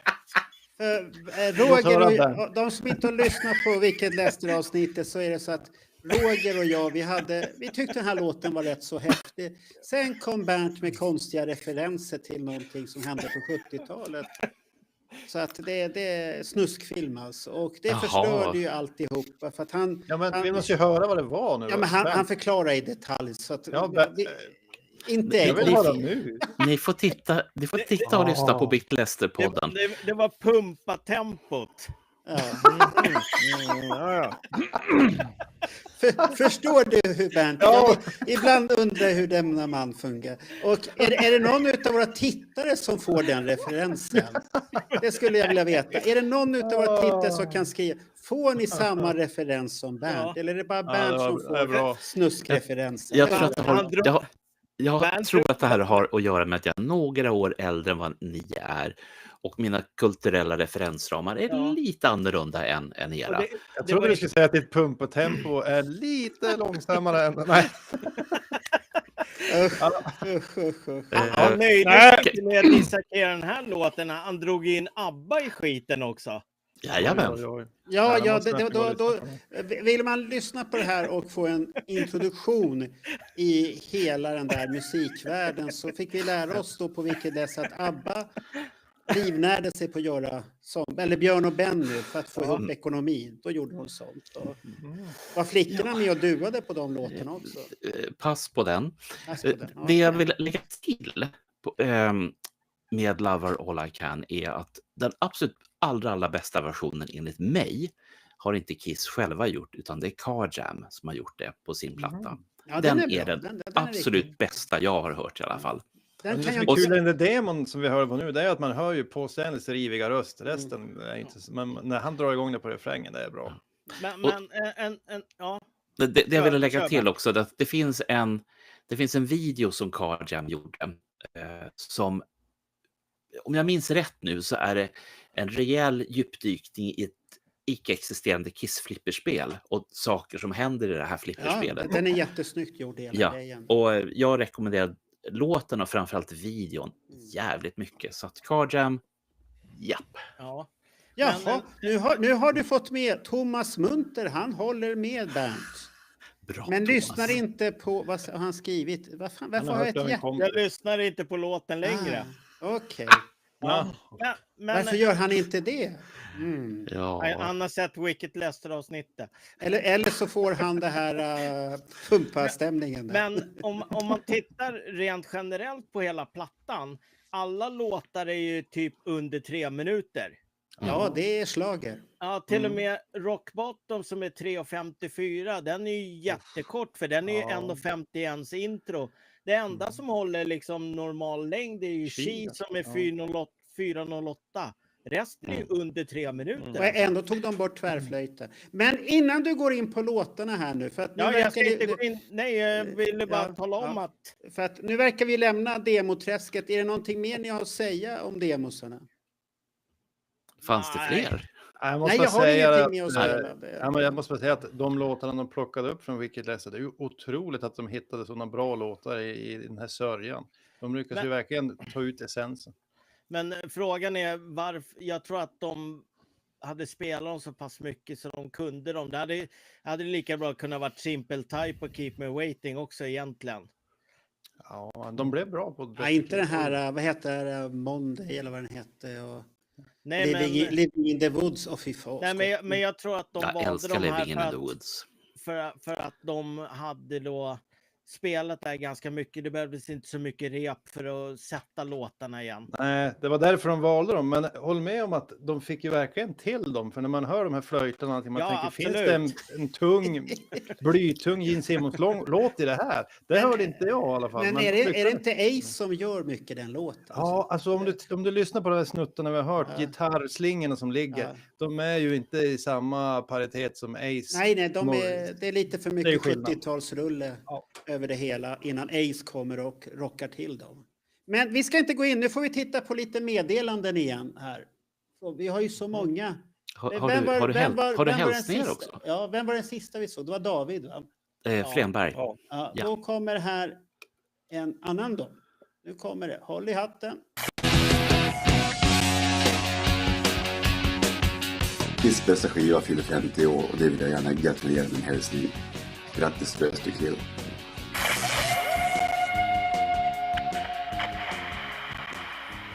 Och vi tackar Fredrik för att han var den enda som vågade komma. För att han var inte till den här kändiseliten som jag bjöd in här nu. Så att han vågade. Tack Fredrik, mycket snyggt. Det är vår flipperspelskung. Och så skickade han en bild så här. Han sitter och myser framför ett flipperspel och meckar som vanligt.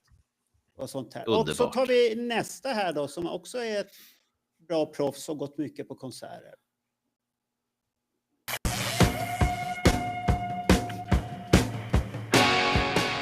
Tjena allesammans, Jens här. Dress to Kill 50 bast. Grattis på födelsedagen. En platta som jag tycker är riktigt jävla skitbra, som jag har gillat skarpt sedan första lyssningen. Några låtar sådär som ligger mig extra varmt om hjärtat är Room Service, Come On and Love Me, Lover All I Can och såklart Rock and Roll Night and Party Every Day. Boom!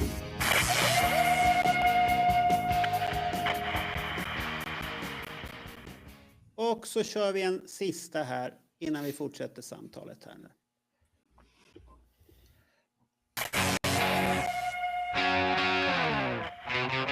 Jesper Lindgren här från Velvet Insane. Dress to Kill är ju min personliga favorit av alla Kiss-skivor, måste jag säga. Jag vet att det är många Kiss-fans som älskar den också. Den har ju låtarna, den har ju det här ruffiga soundet, det här klassiska omslaget. Det blir inte så mycket mer en klassiker än just den plattan.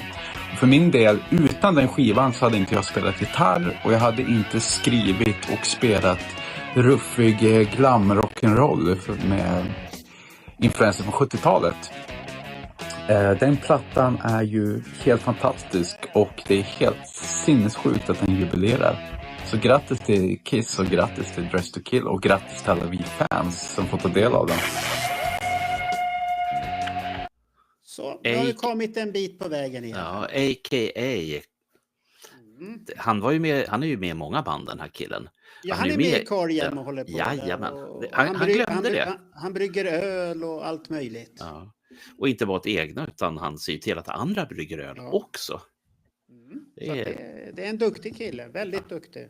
Och han har varit med i en podd hos oss och berättat om sina influenser och hur han ser hur det har påverkat och han gillar. Så att han har ju gjort ett rätt så häftigt samarbete som lite udda. Det är att han har samarbetat med Harpo. Älskar Harpo.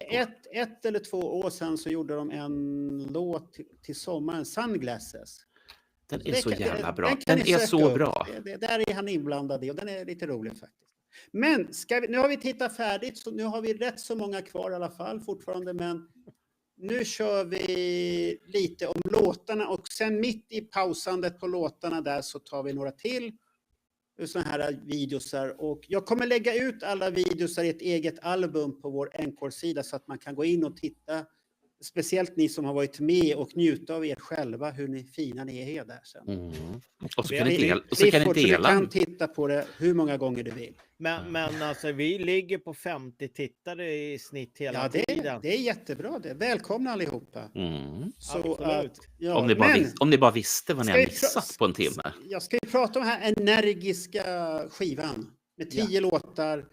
Och den tar slut efter 30 minuter och 7 sekunder eller vad det är för någonting. Underbart är kort. Men det finns en intressant grej i det här med skivors längd överhuvudtaget. Nu är ju Dress to Kill jävligt kort. Men under den här tiden, och det här är runt 75, så kommer jag ihåg att jag var inne på en skivaffär. Den finns inte kvar, men den låg precis vid en nu icke-existerande bensinmack som låg vid Götgatan. Och jag gick in där för att jag var så här nyfiken på, det var ju på den här tiden man inte hade så mycket pengar då heller. Och så ville man då kanske på ett enkelt sätt kopiera kassetter. Jag hade inte rätt ut hur långa kassetterna var och hur många kassetter man kan få in på ett C90-band. Men ni fattar ungefär. Och då frågade jag killen i den skivaffären, hur lång är en skiva? Alltså, vad snittar det på? Och då säger han 35 minuter. Och då tänkte jag, då kan vi inte köra C60-band, då får det bli C90. Och det var så jag började köpa C90-band. Intresseklubben anteckna. Men då vet jag det. Har du sett den filmpodden förresten, Bernt? Intresseklubben anteckna, lyssna på den. Den är bra. Den måste jag lägga till, det hör jag. Det ska du lägga till. Men nu går vi till albumet här, för nu väntar alla på albumet här. Ja. Ska vi börja med låten Room Service? Vi behöver väl inte lyssna på den, för alla vet väl hur den går. Nej, jag vet inte. Är det Alex Room Service vi pratar om nu, eller? Nej, Room Service bara. Den är skriven av Paul Stanley. Och det är en låt som sätter tonen. Den har upplyftande energi och Ace fantastiska gitarrspel. Men vad gillar ni låten då? Det handlar ju om rocklivet. Ja, men jag tycker den är jättehärlig. Och det är ju ett tidigt exempel på Paul Stanleys förmåga att slå an tonen på en skiva med ett bra öppningsspår. Den fick ju aldrig riktigt något utrymme i livesättet, utan den har väl spelats sporadiskt här och där. Jag tror att det är en låt som skulle ha gjort sig bra live. Kort och intensiv och rolig och glad och handlar liksom om att vara ung rockstjärna och alla häftiga grejer som händer då. Så att, bra öppning. De testar ju den på Cobhall 16 maj och öppnar med. Ja, jag tror de körde den 2 eller 3 gånger var den öppnings. Sen försvann det. Ja, det är väl inte riktigt en öppningslåt tycker jag. Nej, men jag tycker den skulle kunna ha haft ett utrymme i setlisten. Ja, den hade ju kunnat komma som andra eller tredje låt. Flera av Paul Stanleys låtar på den här skivan har ju tyvärr gått samma öde till möte. Han har ju gjort ett flertal fräsiga låtar. Men ingen, förutom då samarbetet med Simmons på Rock and Roll Night, har väl egentligen varit någon riktig stapel i setlisten. Skulle kunna vara det. Jag personligen tycker att Room Service är felplacerad på den här skivan. Jag vill ha en annan öppningslåt på skivan. Aha. Vilken då? Rock Bottom. Ja, och utan introt då? Nej, om intro ska vara med, då börjar den med introt. Som start på skivan. Det är ju en modig start på ett album. Eller på då hade de nog behövt korta introt lite. För den är ju lite väl lång. Ja, nästan 2 minuter. Ja, den är alldeles för lång. Men det är ju perfekt. Då kan de liksom, först så har du då Frehley på scenen som sitter där akustiskt. Och sen så smyger de in en efter en. Det har ju en del andra band också gjort. Att man har plockat in en först och sen smyger resten av det. Men du menar på skivan, Roger? Alltså, Rockbar. Ja. Jag trodde vi pratade om en konsert och min fantasi satt igång. Ja, det hade ju kanske funkat live så, ja. Nej, det tror inte jag. Nej. Funkar det med laser ur en egyptisk mun så funkar det med det här också. Jag tycker en Kiss-konsert ska börja bombastiskt. Pang, det ska vara eld och grejer och boom. Inga akustiska. Men Room Service är inte jag tycker inte det är en av de starkaste låtarna på plattan. Inte? Nej, jag är nästan benägen att hålla med. Jag tycker den är, alltså på studioversionen, den låter nästan lite för poppig. Nej, det är faktiskt en av Pauls svagare spår faktiskt. Lite roligare live kanske, men nej, jag tycker den är för poppig. Ingen bra öppningslåt på skivan. Nej. Kom inte den på den här You Want the Best-skivan, den här? Jo. Där de hade hittat den live och där det inte låter som en dåtida Paul, mer ut som en nutida Paul, tycker jag i alla fall. De la ju ny sång på några låtar. Two-Timer var med också där, tror jag. Ja, och det låter ju inte som gamla Paul på någon av de där. Nej, det är ju inte det. Det var lite för mycket. Eller det beror på hur man tänker. Det är ju lite gamla Paul. 96, det är ju gammalt det också. Ja, det är ju gammalt, men det är inte riktigt det gamla tiden. Inte jättegammalt, halvgammalt. Ja. Marco, jag har en teknisk fråga här. Vi kör ju live nu och i vanliga fall så är ju Let Me Know-podden textad. De flesta vet om det. Hur funkar det nu? Du kan kanske få YouTubes egna textning, men jag tror inte den funkar. Det brukar inte funka på livesändningar. Det kommer oftast efterhand, så kommer jag lägga till en text. Nej, jag bara kommer att tänka på det för att jag funderade på om vi hade några amerikaner som satt. Då får de lära sig svenska. Vad tycker du då, Marco, om Room Service? Jag tycker det är en bra låt. Om jag refererar tillbaka till 75 så tyckte jag att det var en kanonöppning. Okej. På skivan, helt okej. Inte fel på alls. Däremot tyckte jag Rock Bottom var seg som fan om man jämför innan den kommer igång. För sen kommer den igång bombastiskt då. Men jag tycker det är en helt okej låt. Det är inget fel på den. Och det är rockriff och det handlar ju om turnerandet och det hårda livet där som Paul har. Att det är hårt att sätta på kvinnor och spela varje kväll och sånt här. Det är ett hårt liv. 90 minuter varje kväll. Ja, på den tiden hade vi inte Kiss så långa konserter. Och han var ju tvungen också, eller hur? Ja, såklart han var tvungen. Allt för fansen, som det heter. Det var ju bara för fansens skull. Bernt då, vad tycker du då? Om vad då? Om Room Service. Jag tänker ju på när jag hörde den första gången. Jag förstod inte riktigt vad den handlade om. Ja, det är det här som är så spännande med de här första Kiss-plattorna när man lyssnar på dem. Och sen så förstår man inte riktigt vad de handlar om. Utan jag bara såg framför mig någon som sitter ensam på ett hotellrum och är lite hungrig. Och ringer ner till receptionen och säger att fan, jag är lite hungrig, kan ni skicka upp lite blandat hit, lite smått och gott. Det vore trevligt, tack så mycket. Det är ju lite grann som den här, vad är det, Nothing to Lose och allt vad de nu heter på de här första plattorna.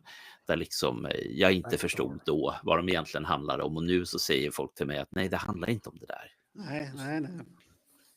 Men det är inga kommentarer på livechatten på YouTube om låten Room Service. Ni får gärna skriva vad ni tycker. Det är inga kommentarer där överhuvudtaget. Det är absolut inget tvång, bara gör det. Men vad ska vi tycka? Hur var det? Lite ljummet alltihopa här då? Ljummen start. Ja, men då vann vinnardelen då. 3-2 då. Vadå Daniel? Tycker du att det är en bra öppningslåt? Ja, han tycker jag tycker den funkar bra som en öppningslåt. Sen finns det andra poster som... Ska jag ta Rock Bottom först, då ska jag då kapa det där instrumentala och ha det som liksom en kort intro. Ja, den är alldeles för lång. Nej, de passar ju inte riktigt ihop de här två bitarna kanske. Och de är ju gjorda separat vad jag förstår. Var det någon som trodde det där var 2 låtar första gången jag hörde Rock Bottom? Ja, men vi har inte kommit till den låten än. Nej, sorry. Nu är det two-timer. Ja, så att smått och gott blir fel till Room Service, säger Nils. Så du hade fel associationer. Nej, det tror jag inte. Så kan det inte vara. Herregud, det där kan man ju tolka väldigt illa också. Man skriver jag tror det är smått och gott. Det där... Språkförbistring. Jag var 14 när plattan kom, så att jag skyller på det. Ja, men ändå visste du allt det andra. Okej. Nästa spår då. Two-timer. Vad gillar ni den? Gene. En låt utav Gene där som man sätter igång. Om jag börjar så tycker jag att den är helt okej. Den tillhör inte mina favoriter, men jag tycker det är en helt okej låt ändå. Funkar i albumet och sånt här. Och sen har den växt med tiden och sen när vi har använt den ett intro rätt så mycket också så har den växt tack vare det. Men jag gillar låten. Det är inget fel på den. Tycker den känns hopsnickrad i studion. Den känns inte riktigt fullständig eller komplett. För det är väl den som saknar gitarrsolo också. Det är väl det är fler låtar som saknar gitarr. Ja, nej, men om vi börjar med den så tycker jag att det är något havs som... Ja, nej, den är nog också ganska svag i min värld. Tyvärr. Jag håller med lite grann. Jag tycker det är lite typiskt Gene Simmons, sån här mellanmjölkslåt. Helt okej. De finns ju på de flesta skivorna. Jag skulle ha lagt den längre bak på skivan lite grann där mot slutet när man börjar vara lite trött, då kan den få ligga där. Sen när man kollar på texten är det lite annorlunda för att vara Gene Simmons. Han sjunger om någon annan som är otrogen mot honom. Two-timer är när man är otrogen. Så det är ju lite ovanligt. Han kanske inte riktigt hade hittat sin stil än. För något sånt ska han ju inte sjunga på någon. Det ska han ju lämna till Paul. De här Broken Heart-sångerna när det går dåligt. Och man läser. Det är ju ingenting han skriver om. Så det tycker jag är det mest anmärkningsvärda med den låten. Annars ett av de svagare spåren är det. Men den passar ju bra då efter Room Service. Först har man mycket kvinnor och sen kommer two-timer och så händer det saker hemma på hemmaplan. Som inte han hade tänkt på. Nej, jag kan ju säga också att det är en helt okej låt, men den är helt felplacerad på skivan. Ja, hittills har vi fått 2 kommentarer. Two-timer är helt okej. Trudd 2 och Filip Melander har skrivit two-timer är lite seg. Ja, men låten är helt okej, men jag håller med Daniel, den ska ligga någon annanstans på skivan. Det hamnar lite i mellanmjölkslandet där låten i sådana fall. Ja, vad säger Bernt då när han sitter och kollar något annat? Han läser texten för första gången i sitt liv. Vad handlar det här om? Ja, pojkar, det här var inte så mycket att komma med, tycker jag. Nu ska jag säga att Nils Bräcke kom här. En av de bästa låtarna på skivan. Ja. Där kom bomben. Du ser. Bra, Nils. Det är väl inget bra. Det är väl bra att alla tycker olika. Ja, det har vi inte. Vi är inte trampiga alls här. Alla får tycka olika. Simon är ju lite nedskriven om sig själv, eller vem det nu handlar om. Just call me a 3-time loser, that's all I ever be. Har du inte tänkt på det förrän nu? Jag råkar ju ha den här. Det Ja. finns ju, nu är det som så här pojkar, ni som är mycket yngre.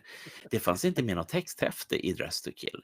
Så att låten måste man ju ha i Ja, huvudet. men då har man ju lyssnat och så har man nynnat med på sån här konstig svensk-engelska. Two-timer, Two-timer, loser och sånt här och allt Two-timer. möjligt. Jo, Ja. nej men så att jag måste säga att jag är väldigt förtjust i de här japanska utgåvorna. Både som LP-skivor när de kom och även som CD-skivor, därför att de innehåller ju kunskap som vi inte hade. Och vi som inte har engelska som modersmål, så är det lite gött. Och Men har den rätt text då, så att den inte är konstig? De brukar ju ha konstiga texter ibland. Översättningarna blir fel ibland. Ja, det lägger jag mig inte i här. men han sjunger Free Time och Loser, det vet jag att han sjunger min låt. Men jag har en grej till, tänkte fråga Johan. Har du någon minne eller uppgifter om spelar de den här live någonstans 75 där? Ja, det sägs ju, men det är ju ingenting vi har inspelat, så att vi kan ju inte säga att de har gjort det, och vi kan ju inte säga att de inte har gjort det heller, men det finns ju på den där skivan som kom ut där, You Want the Best. Ja, men det är ju live. Ja, men det är nog inte 75. Nej, den var live i studion i alla fall. Ja, live i studion. De har väl kört den har de kört den här på kryssningen någon gång, va? Ja, men inte kryssningen gills ju. Nej, men... Nej, jag tror inte. Det finns ingenting inspelat i alla fall. Det bevarat i varje fall. Och då är det ju svårt att säga om de har spelat den eller inte heller. Jo, men de har säkert spelat den på kryssningen som du säger. Och då Ja, har de ju spelat den. Men Clifford har gått in och sagt också att han tycker att det här är en fantastisk låt och skulle ha spelats mer live. Ja. Ja, de här riktigt hårda Kiss-fansen, de gillar den här låtskivan. Så att det är låten Two-timer. Ja, kan vi gå vidare nu? Har du, nu är jag tömt färdig. dig, Roger, nu? Okej. Då kommer Getaway. Nej, Ladies in Waiting. Titta, då vill jag hoppa över nästa Gene-låt här. Så vad gillar ni den? Jag tycker att det är ungefär på samma nivå. Det är ju ingen av mina favoritspår på skivan det här heller. Ytterligare en sån här Gene Simmons-låt som är lite sådär mellanlandet. Så att jag hade ju hellre sett att de tog några av de här riktigt starka korten tidigt på skivan. Love Her All I Can eller Come On and Love Me. I och för sig, Come On and Love Me är en bra öppning på en andra sida på en skiva, så det kanske var därför man sparade den till det, men Rock Bottom tycker jag också är starkare. För mig är det här en av de svagare numren också. Så att det är väl helt okej, men inte så mycket mer. Det var mellanmjölk igen. Ja, jag tycker också att det är mellanmjölk. Och den här har de ju spelat i varje fall i Kobahol, va? Ja. I januari 76 spelar de den här live. Och den, det är en cool grej, men det här är ingen konsertlåt alltså, faktiskt. Men lät den inte bättre live då? Nej. Du var ju inte där, det var därför du inte tycker. Nej, jag har sett det på video i efterhand. Ja, men jag tycker den här låten är lite tråkig. Lite så här rastlöst, det händer ingenting. Ja. Han gnäller lite om sina kärringar igen som vanligt. Och, nej, jag tycker inte den är någon hurrare. Jag tycker faktiskt att det är en av de starkaste låtarna på skivan. Jag gillar den, framförallt live på Detroit-spelningarna. Han är ju magisk Gene när han sjunger den live. Nej, men det är klassisk Gene. Herregud, härlig låt. Du gick upp i standardmjölk här, riktigt fet och fin mjölk. Nej, men den har jag alltid. Okej. Du har fått Nils Bräcke på din sida, en fantastisk låt. Och Filip Melander, klassisk Gene-låt. Så att det är nej, men jag gillar det. Vad konstigt vad vi tycker olika. Jag trodde Kiss-fans kunde vara en homogen grupp, men det är vi absolut inte. Men det brukar väl vara som så här att vi är överens om att vi inte är överens? Ja, det kan man säga. Ja. Men vad tycker Bernt om den här då? Har du några associationer till den här? Nej. Det är bäst så. Jaha, okej. Du visste inte vad det var för någonting. Okej. Och Roger tyckte sådär. Så att Det var mest mellanmjölk här och en feting. Och på chatten så var det 2 fetingar. Så att det var väl nästan samma, lika där då. Då går vi på nästa. En låt som är skriven av Ace Frehley och Peter Criss. Getaway. Jag tror inte Peter Criss var med och skrev den, men han sjöng den. Och Getaway, det här gillar jag, och det här är väl egentligen det enda bidraget från någon annan i bandet än Paul Gene. Paul Gene verkar ha gjort resten av låtarna plus de här skåpmaten som man har återanvänt på ett bra sätt. Så Getaway är ju ett litet roligt inslag från Ace, och han ville ju att Peter skulle sjunga hans låtar ofta i början här. Och han passar ju perfekt som sångare på den här, och du får en liten, jag tycker precis lagom med en Peter Criss-sång på en skiva eller en Ace Frehley-sång. Så jag tycker det är en rolig nyhet den här bit in på skivan. Och den här låten gillar jag. Jag gillar också texten, det här att man kan ju känna igen sig i det här att man bara vill lämna allting och dra iväg och starta om på nytt. Och när han lyckas fånga Frehley, när han skriver från hjärtat Ace, så tycker jag det ofta blir bra. Som Cold Gin, han gillar hur mycket han gillar och dricka och leva rövare. eller den här när han liksom bara vill dra ifrån allting eller så. Och det tycker jag är jättebra. Och från och med den här låten tycker jag det är jättebra låtar hela vägen in i mål faktiskt. Så att de enda 2 som jag tycker är lite mellanmjölk, det är nog Two Timer och Ladies in Waiting. Efter det tycker jag det är en kanonskiva. Thomas Munter skrev att Ladies in Waiting är en klassisk, det är en kanonlåt, skulle spelas med live, så att vi har missförstått den vi andra här. Ja, det är Johan och han. Och Nils tycker det är den svagaste låten på skivan. Ja, det är Getaway, är den svagaste. Ja. Nej, då har han fan lyssna igen. Den är ju jättehäftigt boogie rock, enkel, rivig, uppåt, som passar in på skivan. Om man då tar Dressed to Kill för vad det är ju nästan en popskiva alltså. Det är ju liksom pop perfection. Det här är ju kanske en av deras poppigaste skivor, och det är riktiga sådana här bubbelgumslåtar. Man kan ju inte förvänta sig God of Thunder eller Unholy på den här skivan, utan man får ju ta det för vad det är. Och Getaway passar in perfekt som en lite tuffare låt med sköna, och Peter Criss sång är ju bara så himla skön alltså. Den är bra. Ja, den är bra. Jag håller med dig. Så det är en kanonlåt. Ja, jag kan bara instämma i det du säger, Daniel. Jag håller faktiskt med dig i det här också. Så det är ingen mellanmjölk här inte. Jaha, Clifford Brohuvud har rättat sig. Det var Room Service han menat att det var en kanonlåt. Ja, det är bra. Ja, då är han förlåten då. Men Filip Melander är överens på att den här låten är frågan om. Och Filip Melander tycker Getaway är bästa låten på skivan. Ja. Och Nils tycker att det är den svagaste låten. Ja. Eller mellanmjölk. Han ska bara vara tvärt emot idag, verkar som. Nej. Han har sina favoriter där. Så att alla är vi lite olika. Ja, absolut. Jag gillar Getaway. Jag tycker den är bra. Jag har gillat den ända från 75 när jag hörde den första gången på den här häftiga kassetten. Det finns ju liksom inga dåliga låtar på den här, även ifall jag hör att det är lite sådär här och där. Ja, men nu måste vi vara hårda, för nu är det Kiss vi recenserar. Vi jämför inte med vi är inte hårda, annat. vi är inte hårda grabbar, vi är så här stenhårda grabbar. Nej, myspys. Ja, jag har inte velourdräkten på mig, Bernt. Det har jag inte. Det såg jag i helgen. En kille, han var som utklippt från slutet av 60-talet. Det var bruna manchesterbrallor och liksom tillhörande grej. Och jag var bara så här, tänkte, är det jag som är flyttad i tiden eller är det han? Ja, men han var väl med. Han var väl på en sån här partikongress. Ja, jo. Men, men när vi väl kom ut, då fick jag se den. Pipan, den åkte in. Så han hade glasögon, han hade helskägget.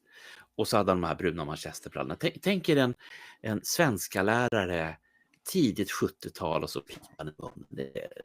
Det är nostalgi. Nej, det där är inte bra. Alltså, är det någon mer som vill säga något mer om Getaway?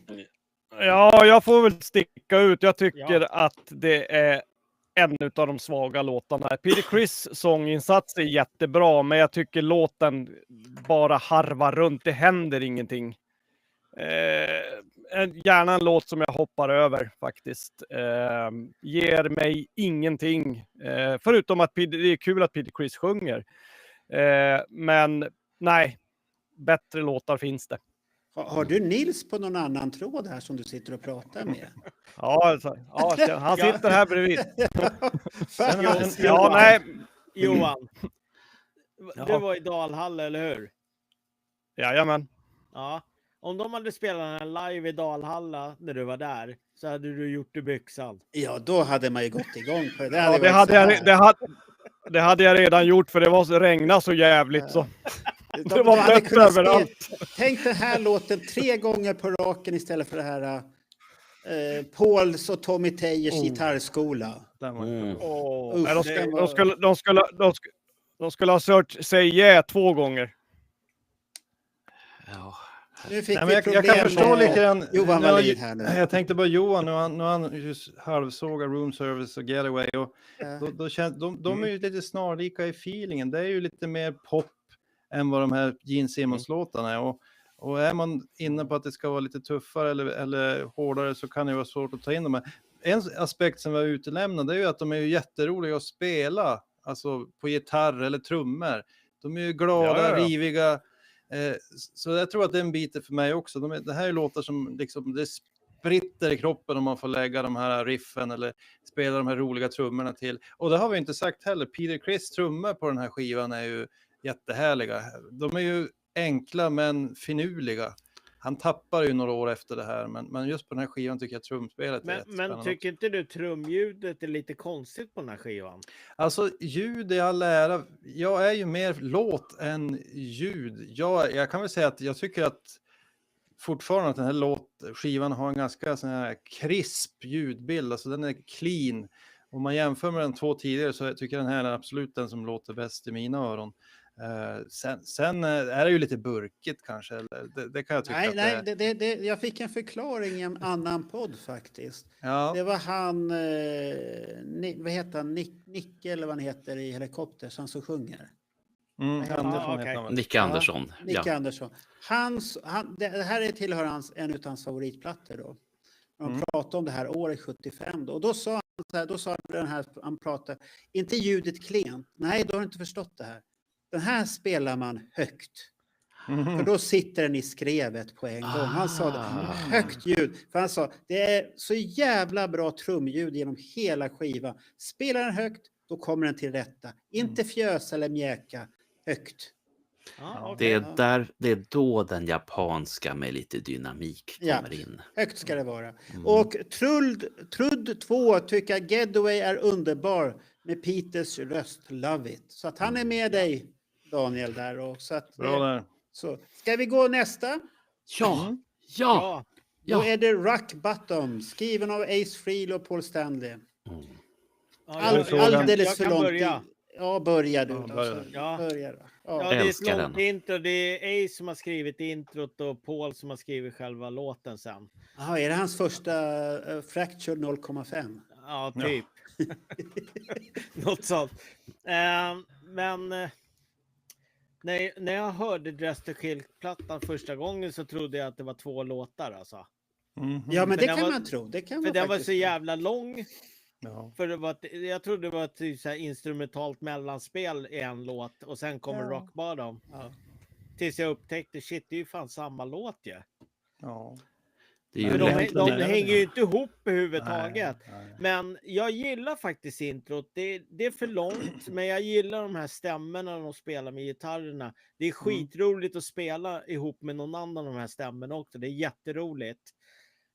Och sen gillar jag Rock Bottom-låten också, för det är något driv i den som jag gillar faktiskt. Den kickar ju igång så här, pang. Ja, när den det är kommer, därför jag skulle vilja haft den som första låten på A-sidan helt enkelt. Hade introt varit kortare så hade det funkat. Kunde man ha gjort intro lite mer som när de körde Black Diamond, alltså som en liten... åt det hållet. Åt det hållet och så bara, här är det, och så går det Rock Bottom igång. Ja. Det hade varit häftigt. Inte som på första Kiss-plattan hoppas jag. Nej. Det går saktare och saktare. Nej, inte så. Jag håller med dig, Roger, att introt är en bit och den är väldigt bra. Det är inget fel på det. Det är väldigt häftigt och vackert faktiskt. Ja. Och sen själva låten, den är ju det är en spark i röven när den kommer igång där. Precis. Det är riktig rock'n'roll och Paul är ju i sitt esse, tycker jag, med röstmässigt där. Det är ju så här rock'n'roll som det ska vara. Så att det är riktigt bra tycker jag. Så det är fet mjölk det där, riktigt fet. Ja, den... Med klumpar i. Ja, det är det här man gammaldags? drar... Ja, gammaldags mjölk. Extra Nej, fet. det är det här, vad heter det här man drar av för att göra grädde av sen? Jaha, ja, det där. Vaska eller vad heter det? Vaska, Nej, det gör man på Stureplan. Där nej, vaskar inte man. Vaska, det är det som kan... Ja, det är nästan något sånt där. Ja. Det är någonting åt det Ja, hållet. men Daniel, du bor väl i skogen? Du borde ju veta hur det är att mjölka kor och så dra Nej, han har inga kor där. Jag dödar björnar och sånt.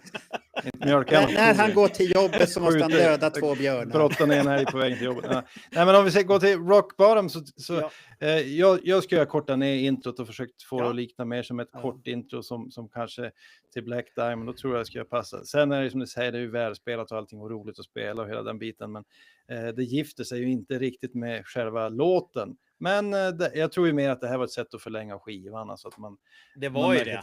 Ja, utan man känner att det kanske inte ska vara det. Men jag tror inte jag skulle vilja vara utan den där snutten. Den fyller någon funktion där. Men sen om vi kommer till själva Rock Bottom of Paul Stanley så jag minns när jag lyssnade på den här skivan när jag var liten första gången. Då var det den låten som stack ut direkt.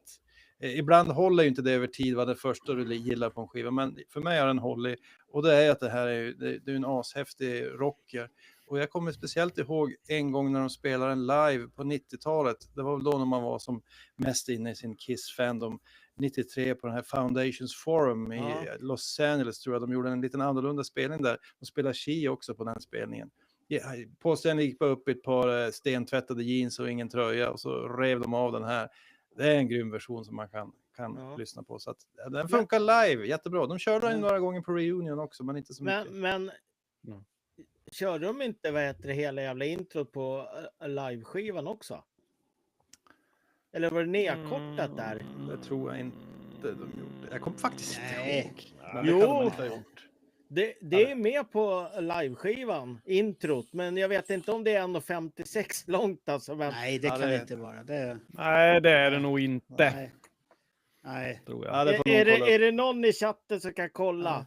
Thomas Munter säger för att det är en bra låt och älskar basgången och sparkar röv. Precis som jag sa. Men jag är nästan helt säker på att den där instrumentala snutten är med på liveplattan också.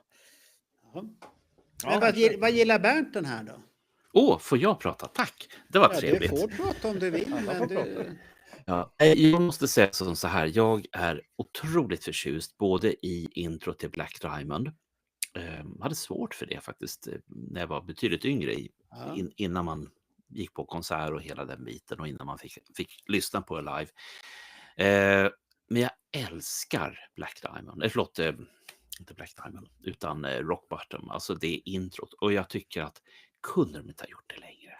Jag är så jävla nöjd med det. Ja, så du vill ha det introt ännu längre? Ja, och sen när Frehley på hans solalbum ger sig på Fractured Mirror, då bara så här, fy fan vad bra. Ja, men om intro skulle ha varit längre, då hade det behövt hända någonting mer än vad det gör. Ja, men jag förstår det. Det gör jag. Du kanske hade varit tvungen att lägga på lite naturljud eller vad det nu kan vara för någonting. Men jag nej, otroligt... inga tvärflöjter och inte ingen Life in the Woods här nu. Kom in, det här är en rockplatta för fan. Det är inte vi i busken och spånar. Jag säger bara så här. Jag hade med en gäst tidigare som hade en hälsning. Han heter Clifford Brohuvud. Och han säger att Rock Bottom är en av de bästa låtarna. Ja, den är det är bästa låten jämte jag såg att Daniel var hämtade liveplattan. Hur lång är den på skivan där? Ja, det var det jag tänkte kolla. Och här står att den är 3:21. Men då är frågan om introt ligger på slutet av Black Diamond som är innan som är 6:15. Det vet jag inte. Om det vad ni ställer till det pojkar. Det är inte helt säkert än. Ja, men eftersom Clifford tycker att det är en skitbra låt så borde han veta om introt är med på live-skivan också. Ja, är det den där introt ni undrar över där? Ja. Då ska vi titta här. Prata lite information här samtidigt. Ja, men då kan väl Johan berätta vad han tycker under tiden. Ja, precis.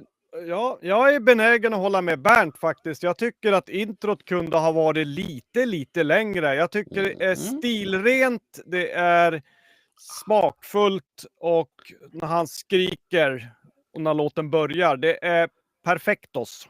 Men den är ju tillräckligt lång ändå. Nej, den hur kan lång vara... hur lång ska den vara? Hur lång som helst. Introt kan vara 3 minuter. Inga problem. Jag ska mixa en egen. Ja, då får du mixa en egen. Och jag tänker inte lyssna på den i alla fall. Nu ska vi jag höra kommer på den skicka här, den till dig. nu ska vi höra på den här livespelningen här nu då. Ja. Nu ska jag se här. Om det kommer något ljud här nu. Ja. Faserskjutningar, det här är det bästa jag vet. Ja, det kommer Lyssna. lite intro. Nu ska vi höra. Om vi hade fel eller vad. Ja, men det är inte så långt, men litet.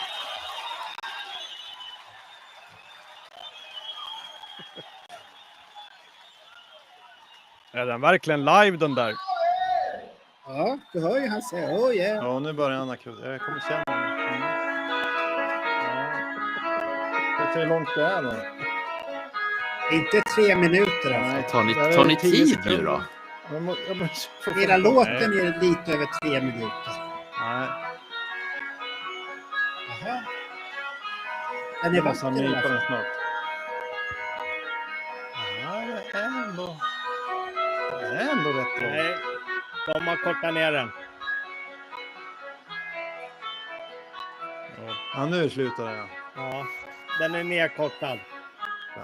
Nu är det sista. Och vad händer nu?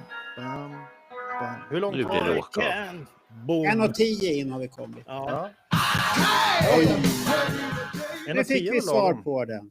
Ja, du hade rätt. Med publikljudet där i början då. Oh, yeah. Men jag säger bara det. Den här fasförskjutningen som är i början. Jag har lyssnat på den så många gånger på det här live. Det är så jävla skönt att lyssna på. Och det är alldeles för lite fasförskjutning i låtar nu för tiden. More cowbell, more fasförskjutning. Mer cowbell, mera fasförskjutningar. Okej, då har vi lyssnat på första sidan har jag förstått färdigt då. Ja. Yes. Finns det någon som säger? Ja, så nu ska vi ta några... Tittarbrev, eller vadå? Ja, lite fan-letters här nu. Hyllningar. Ja. Är ni beredda? Yes. Hur många kör vi? Vi kör... Hur många har vi kvar? 2, 3, 4. Ja, vi har jävla många kvar. Så Helt underbart. Vi kör 4 stycken i alla fall här nu. Nu kommer första. På raken? Ja. Fy fan vad häftigt.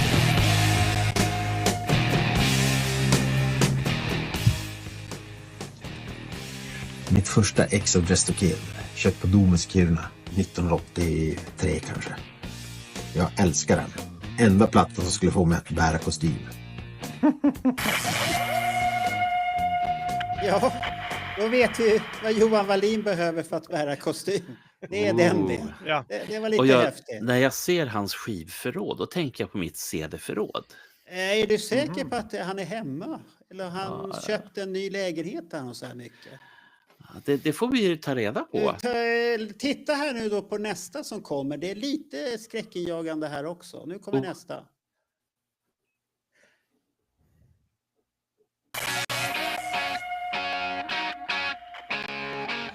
Tjenare!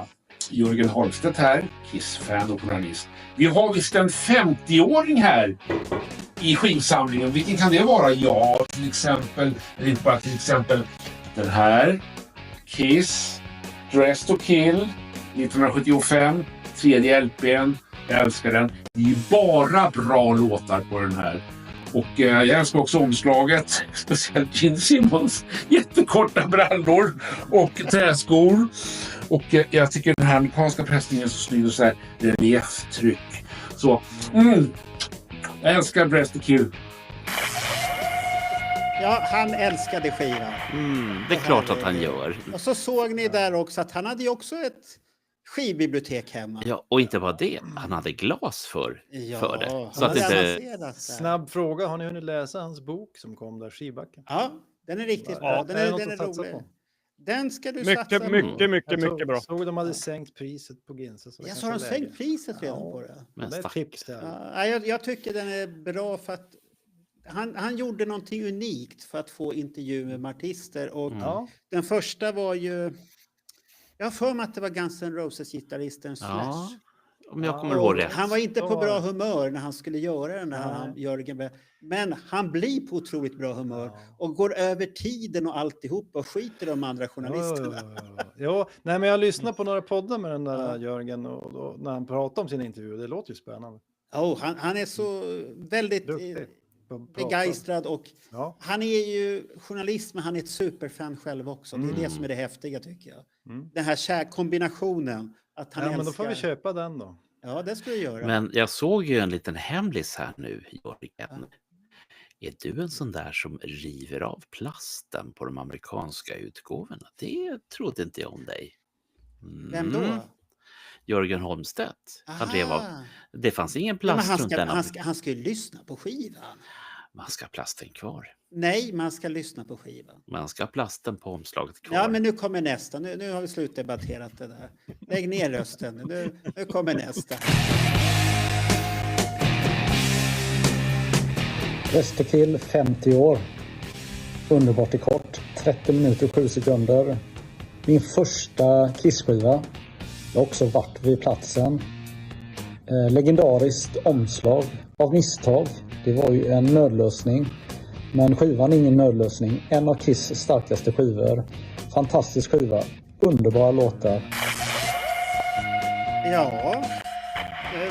Nu skulle jag vilja säga till honom, hållde han på i 30 minuter och 7 sekunder så skulle han nog vara rätt så slut. Ja. För det där är inte som Magnus Uggla, 4 sekunder och sen är det bra. Inte. Nej, men Magnus har ju löst det här. Om vi tittar noga i bakgrunden högst upp. Det ser ut som han har en hjärtstartare där. Ja, men han är på ett kontor eller på skolan. Sitter du och studerar? Alltså, det är GV, jag säger det. Det är GV. Han kollar in allting. Han läser av. Vad händer med... Jag sitter ju så nära så att... Okay. Nu tar vi sista innan vi börjar med B-sidan här nu då.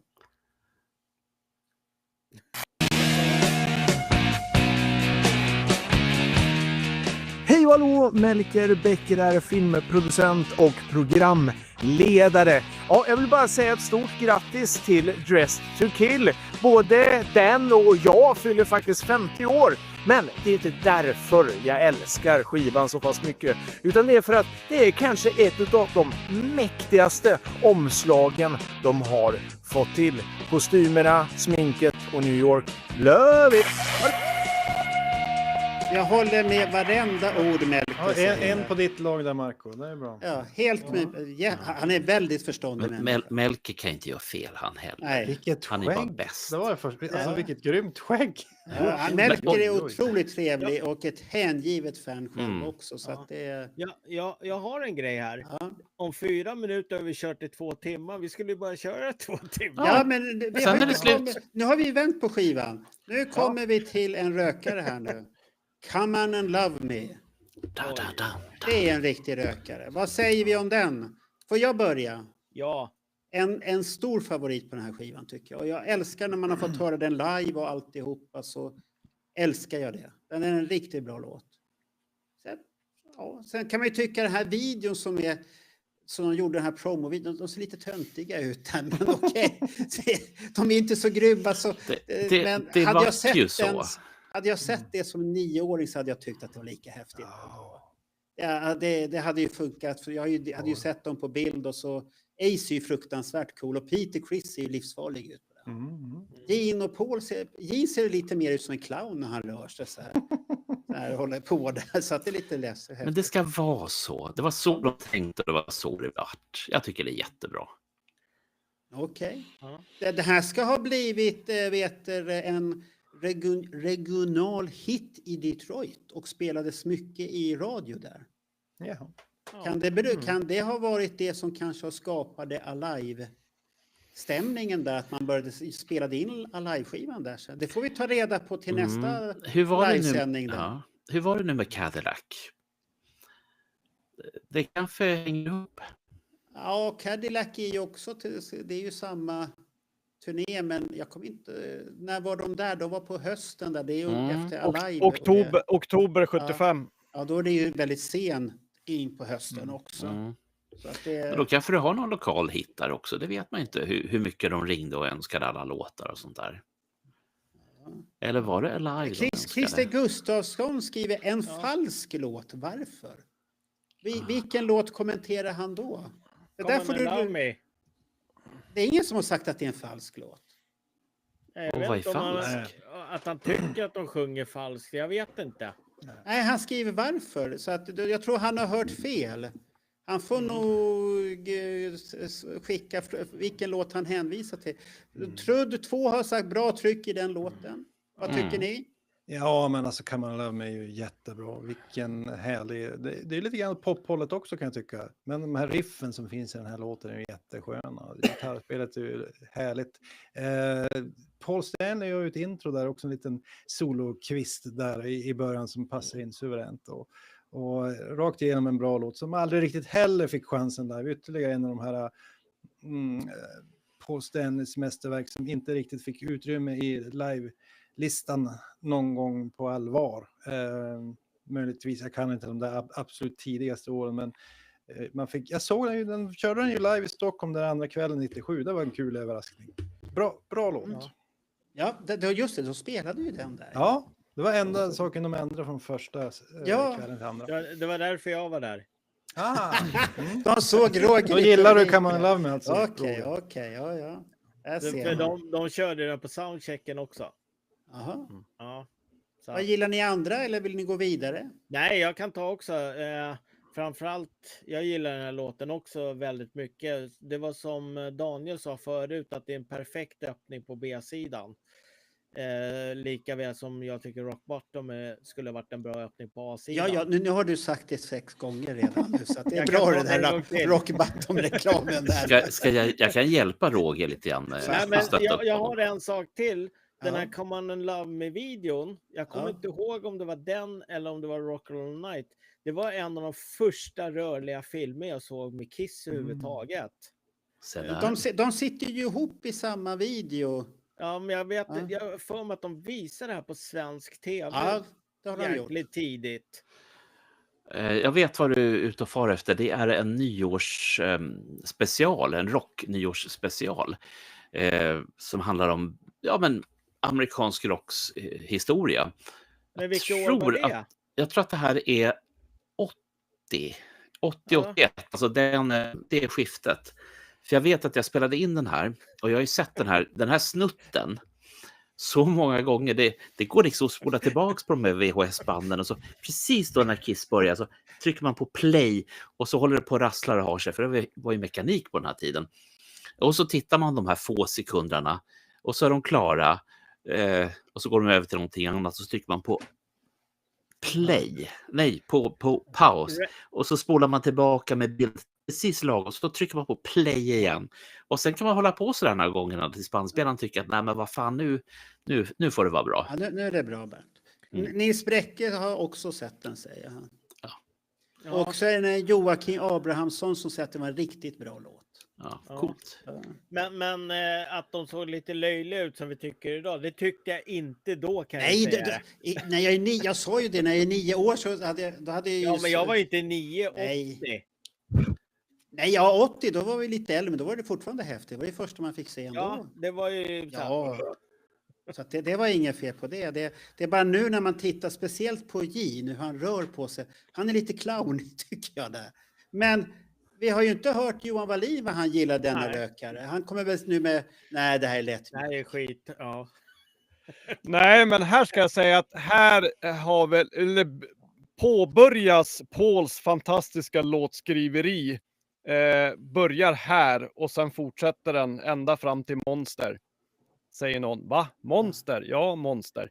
Ja, nej, men just det här kärlekstemat, antingen olyckligt eller att bli lämnad eller kom och älska mig. Det är här han sätter fundamentet och sen kommer Paul bara att bli bättre och bättre med åren. Så att det här är skivans bästa låt. Alla kategorier. Ja, det Paul i sitt esse. Bättre än Rock'n'Roll All Night? Oj. Yes. Men det här är ju en låt om Paul Stanleys liv. Det kunde ha varit hans bok lika väl också. Ja. Han behöver ju kärlek, den mannen. Han är en kärlekskrank Absolut. person. Han behöver kramar hela tiden, tror jag. Ja, nej, men han lägger liksom grunden som låtskrivare och sångare här. Och sen blir han bara bättre och bättre och bättre och bättre. Men var inte han jäkligt ensam vid den här tiden alltså? Jo, han skriver ju i boken där att han är väldigt ensam, men mest ensam var han väl 70... Var det året efter, 76? 76, 77. Han pratade om efter att de hade spelat Madison Square Garden och gick han hem ensam till sin lägenhet och satt och deppa. Och satt och böla. Jag känner mig, ingen vet vem jag är. Fast det måste ju ändå vara bättre att gråta i en penthouse än en sunken. Nu ska vi inte vara avundsjuka. Jo, fast det är ju jäkligt tragiskt med tanke på vem man är egentligen. Ja, men det beror ju på hans personlighet. Jo, absolut. Men det är ju tragiskt ändå. Ja. Nu har Christer Gustafsson skickat här. Det gällde albumet från 96. You wanted the best, you got the best. Samlingen. Ladies in waiting, där vi säger att det är falsk inspelning eller det var någon annan låt som var falsk. Att de är two-timer, att de är nyinspelningar. De är ju inte några äkta inspelningar. Nej. Jag är inte så säker på musik. Jag tror en del av musiken kan vara från 70-talet. Men all sång är ju ny. Ja, för de marknadsfördes som så här okända inspelningar. Men sen var det ju inte riktigt det. Tyvärr. Men sen har det ju kommit fram om man live. Så vill man tycka att det är live så kan man tycka det, tycker jag. Ja, men påstod de inte att det där var bortklippta spår? Ja, det var ju det de gjorde och sen har vi ju alla lyssnat sönder det där och kommit fram till att det var det absolut inte. Nej. Överhuvudtaget här då. Då går vi på nästa hit då. Anything for my baby. Den får ju mycket skit har jag sett här och där, men jag tycker varför då? Ja, men folk brukar störa sig bland annat på refrängen, tycker de är lite fånig. Att den är lite mesigt sjungen. Ja, men då är väl många jävla refränger Kiss sjunger. Jag håller inte med dem, men jag kan tänka mig att någon i den här panelen kanske är åt det hållet. Men jag tycker att det är en jättebra låt. Återigen, jag får bara lägga till den här till ytterligare ett av Paul Stanleys häftiga popsnören. Det är någonting med tempot och det här att det spritter i kroppen när du hör den här låten. Du vill liksom shaka lös. Ja, det är en glad låt, tycker jag. Glad, positiv styrka genom hela låten. Så att jag tycker det är ett jättebra spår. Den här andra sidan, det måste ju vara en av de starkaste andra sidorna på något Kiss-album ever. Det är ju jättebra andra sida. Tidigare när vi har pratat om skivor, bland annat när vi har kört de här soloskivorna, så är ju alltid andra sidorna bedrövligare än första. Men här ska jag nästan säga att andra sidan för mig är till och med starkare än första sidan på den här skivan. Så du tycker B-sidan skulle ha varit A-sida då, med andra ord?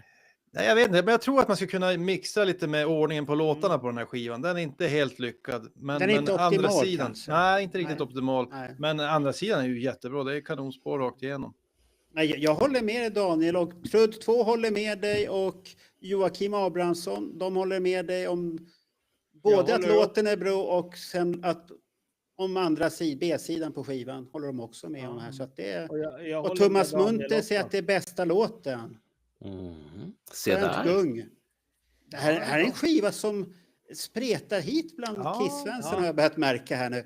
Men Anything for my baby, du sa att de tyckte att det var en töntig text. Då är det väl fan Love Gun lika jävla töntig. Nej, men mycket hur de sjunger refrängerna. Men tänk du hur pinsam Love Gun är egentligen. Ja, kuken. Ja, det funkar inte på svenska. Ja, men kärlekspistoler. Vad fan den är?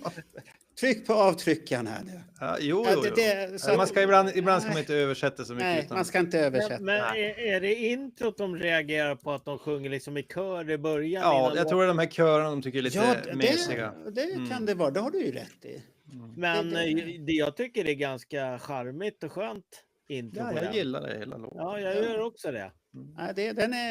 Jag håller med Thomas Munter, det är en väldigt bra låt. Men bästa låten säger jag inte att det är, för det kan man den Love med.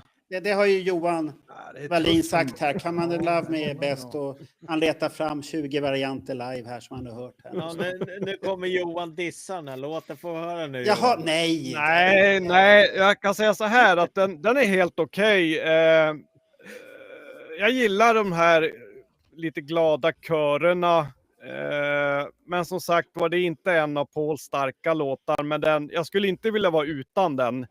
Men man nynnar med när man hör den. Så att den har väl sin plats på plattan, helt klart. Ja, men inte så mycket mer upphetsande än så är det inte. Nej. Han har gjort bättre. Så det var mellanmjölk hos dig. Hos de flesta var det fett mellanmjölk. Bernt? Jag älskar låten. Ja, du låter alldeles tagen här nu. Har du haft någon kärleksstund till den här eller? Ja, du behöver inte redogöra. Det var han och, vad hette hon? Ilsa. Ja, nej. Anything for my baby eller sånt där. Ja, Ilsa, hon... Nej, inte, vad hette hon den andra? Ja, men gå inte in på det är så många, det är svårt att hålla reda på alla. Öppna inte den där garderoben. Öppna inte. Och Roger tyckte också om den här låten. Ja, absolut. Ja, okay. Jag gillar körerna i början, även om folk tycker det är skittöntigt, men jag gillar det där. Men Bernt, vad var det du älskar i låten då? Nej, men vissa låtar när man lyssnar på dem. Vi pratar om en tid då det var antingen LP-skivor eller kassetter. Kassetterna fick du gå upp och vända på, och samma sak med LP-skivorna. Och när du liksom hade vänt på skivan, lagt på plattan, sänkt nålen, du hade ju förstås glömt bort och köra med dammvippan på, så att det knastrar ju som fan. För den hade man ju kört några gånger, den här plattan. Men sen liksom när den drar igång så bara känner man, hur fan vad bra den är. Och så hinner man har ju precis hunnit sätta sig i sin soffa i pojkrummet och bara, ja. Där är min känsla. Och du, Marco, du brukar tycka att det här med känsla, det är viktigt. Ja, det är så viktigt. Nu jävlar ska du få för känsla här, det kan jag säga. Det är bra. Det är den kortaste låten på skivan också. Ja, men det är väl jättebra, så att nästa kan börja. Så Nils Bräcke håller med, det är fet mellanmjölk. Men är det inte lite konstigt, du pratar Bernt om det där knastret på skivan. Vilket välbehag man känner när man bara hör. Nej, det tycker inte jag. Jag får det. Jag ska berätta. Just innan, anspänningen innan första låten. Just det där ljudet. Daniel, mitt liv har förändrats lite. För ett par år sedan så köpte jag en skivtvätt för LP-skivor. Det är ju så att när man köper LP-skivor så är de ju oftast väldigt, väldigt, väldigt, väldigt gamla eller väldigt nya och låter knaster och skit och sånt där. Och då måste de få åka den här tvätten.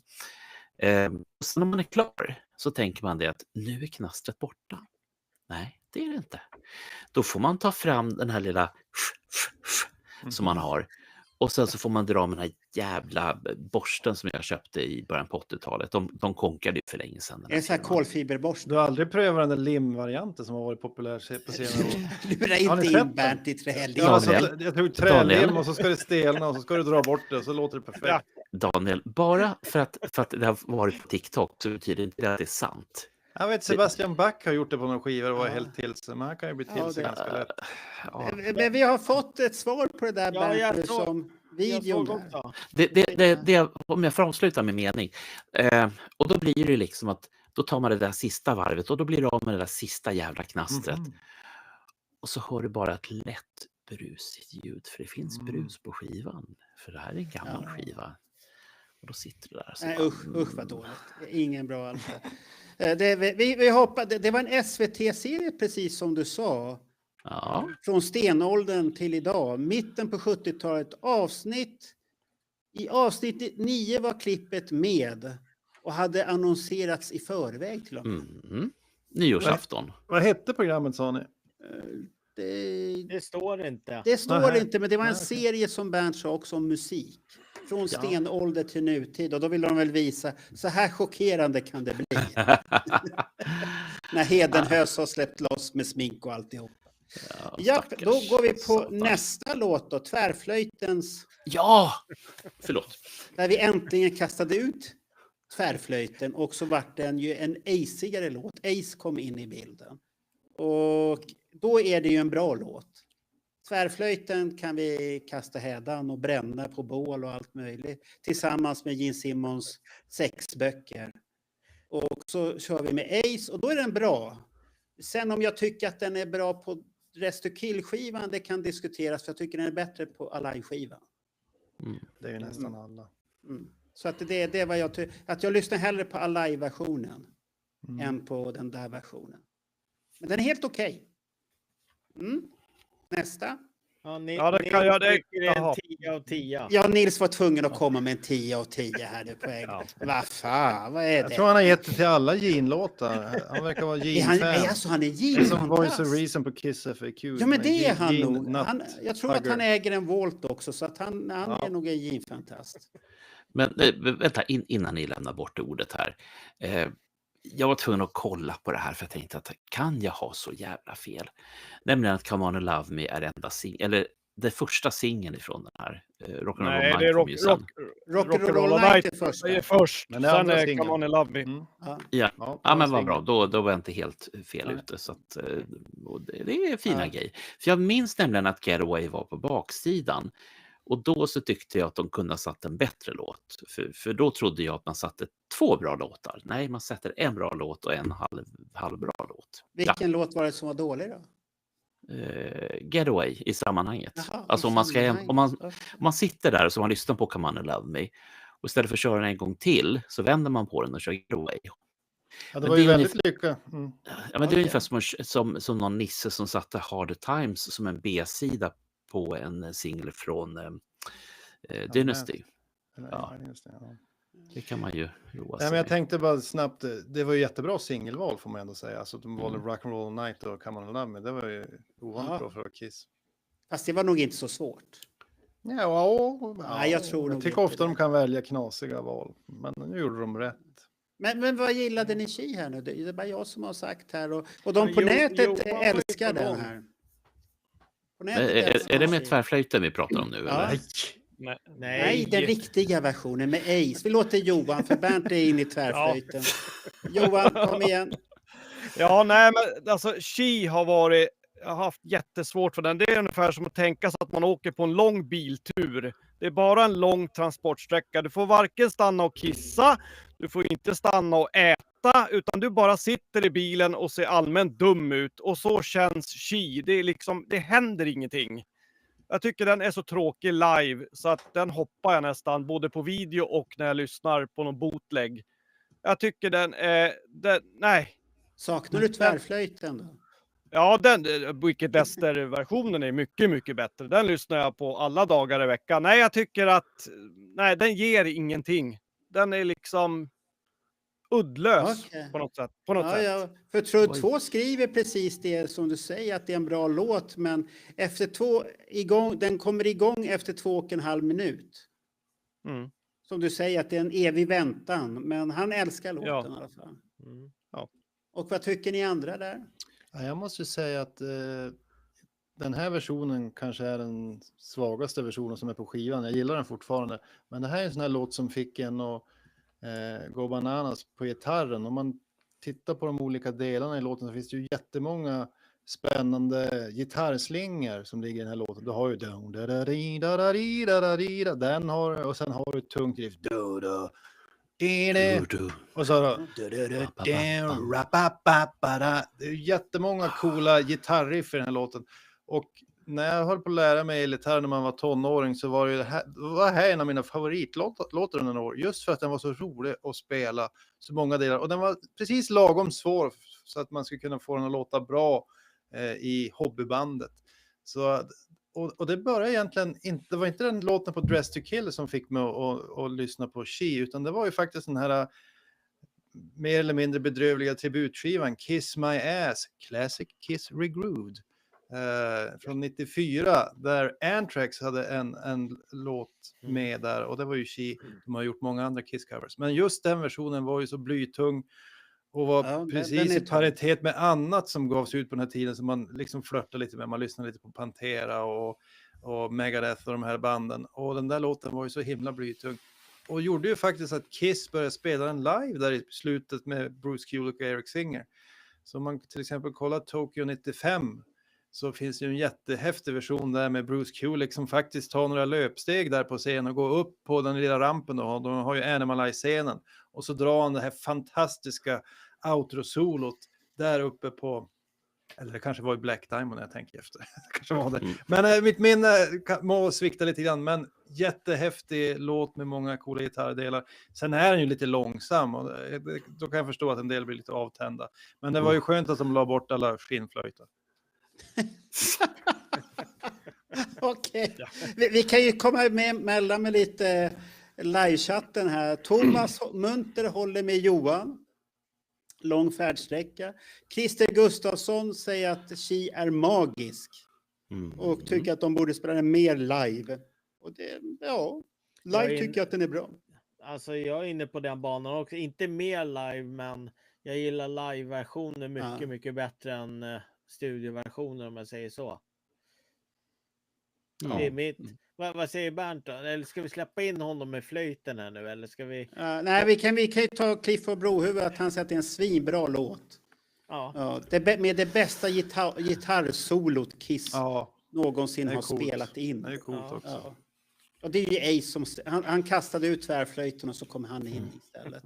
Men det är ju faktiskt både Marco och Rogers fel att jag är så jävla förtjust i Wicked Lester-versionen. Jag hade inte hört den innan.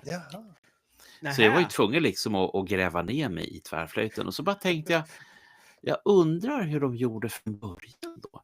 Hade de någon typ Lydia Chris som kunde tvärflöjt som får komma upp på scenen och dra ett solo? Eller, jag menar, vem har sett ett tvärflöjt-solo? Kiss har aldrig haft något Nej, men han pratar Wicked Lester.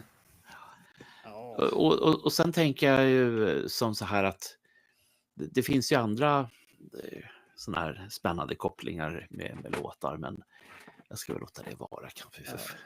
Ska vi gå vidare? Ja. Vi har inte sagt att det gitarrsolot han gjorde, var inte det en liten kopia på ett solo från The Doors? Jo, det stämmer. Det stämmer. 5-2-1 eller något sånt där. Ja. Vad den hette. Så om du hittar den, så att det Marco. är inte, jag tror inte egentligen är han som har kommit på dem. Det ska vara riktigt. Nej, det är flera av de tidiga Kiss-låtarna som har kopplingar till andra band. Han kan ju ha blivit påverkad. Ja, ganska mycket påverkad. Men det är fortfarande påverkad. Det finns en del Led Zeppelin-kopplingar här och där också. Så att... Men då går vi på nästa då. Nu kommer ju Bernts favorit här då. Love Her All I Can. Love Her All I Can. Och då måste vi få höra Car Jam-versionen, för den är bättre. Nej, jag har inte den här, så du får inte höra den. Så att nu får du förklara, Bernt, vad som är så bra med den här. Ja, varsågod. Ja, jag sitter här och tänker, vad bra, då får vi lyssna på den så jag kan förklara. Du får inte lyssna någonting här nu. Vad fan? Nu ska du bara säga vad som är bra med den här låten.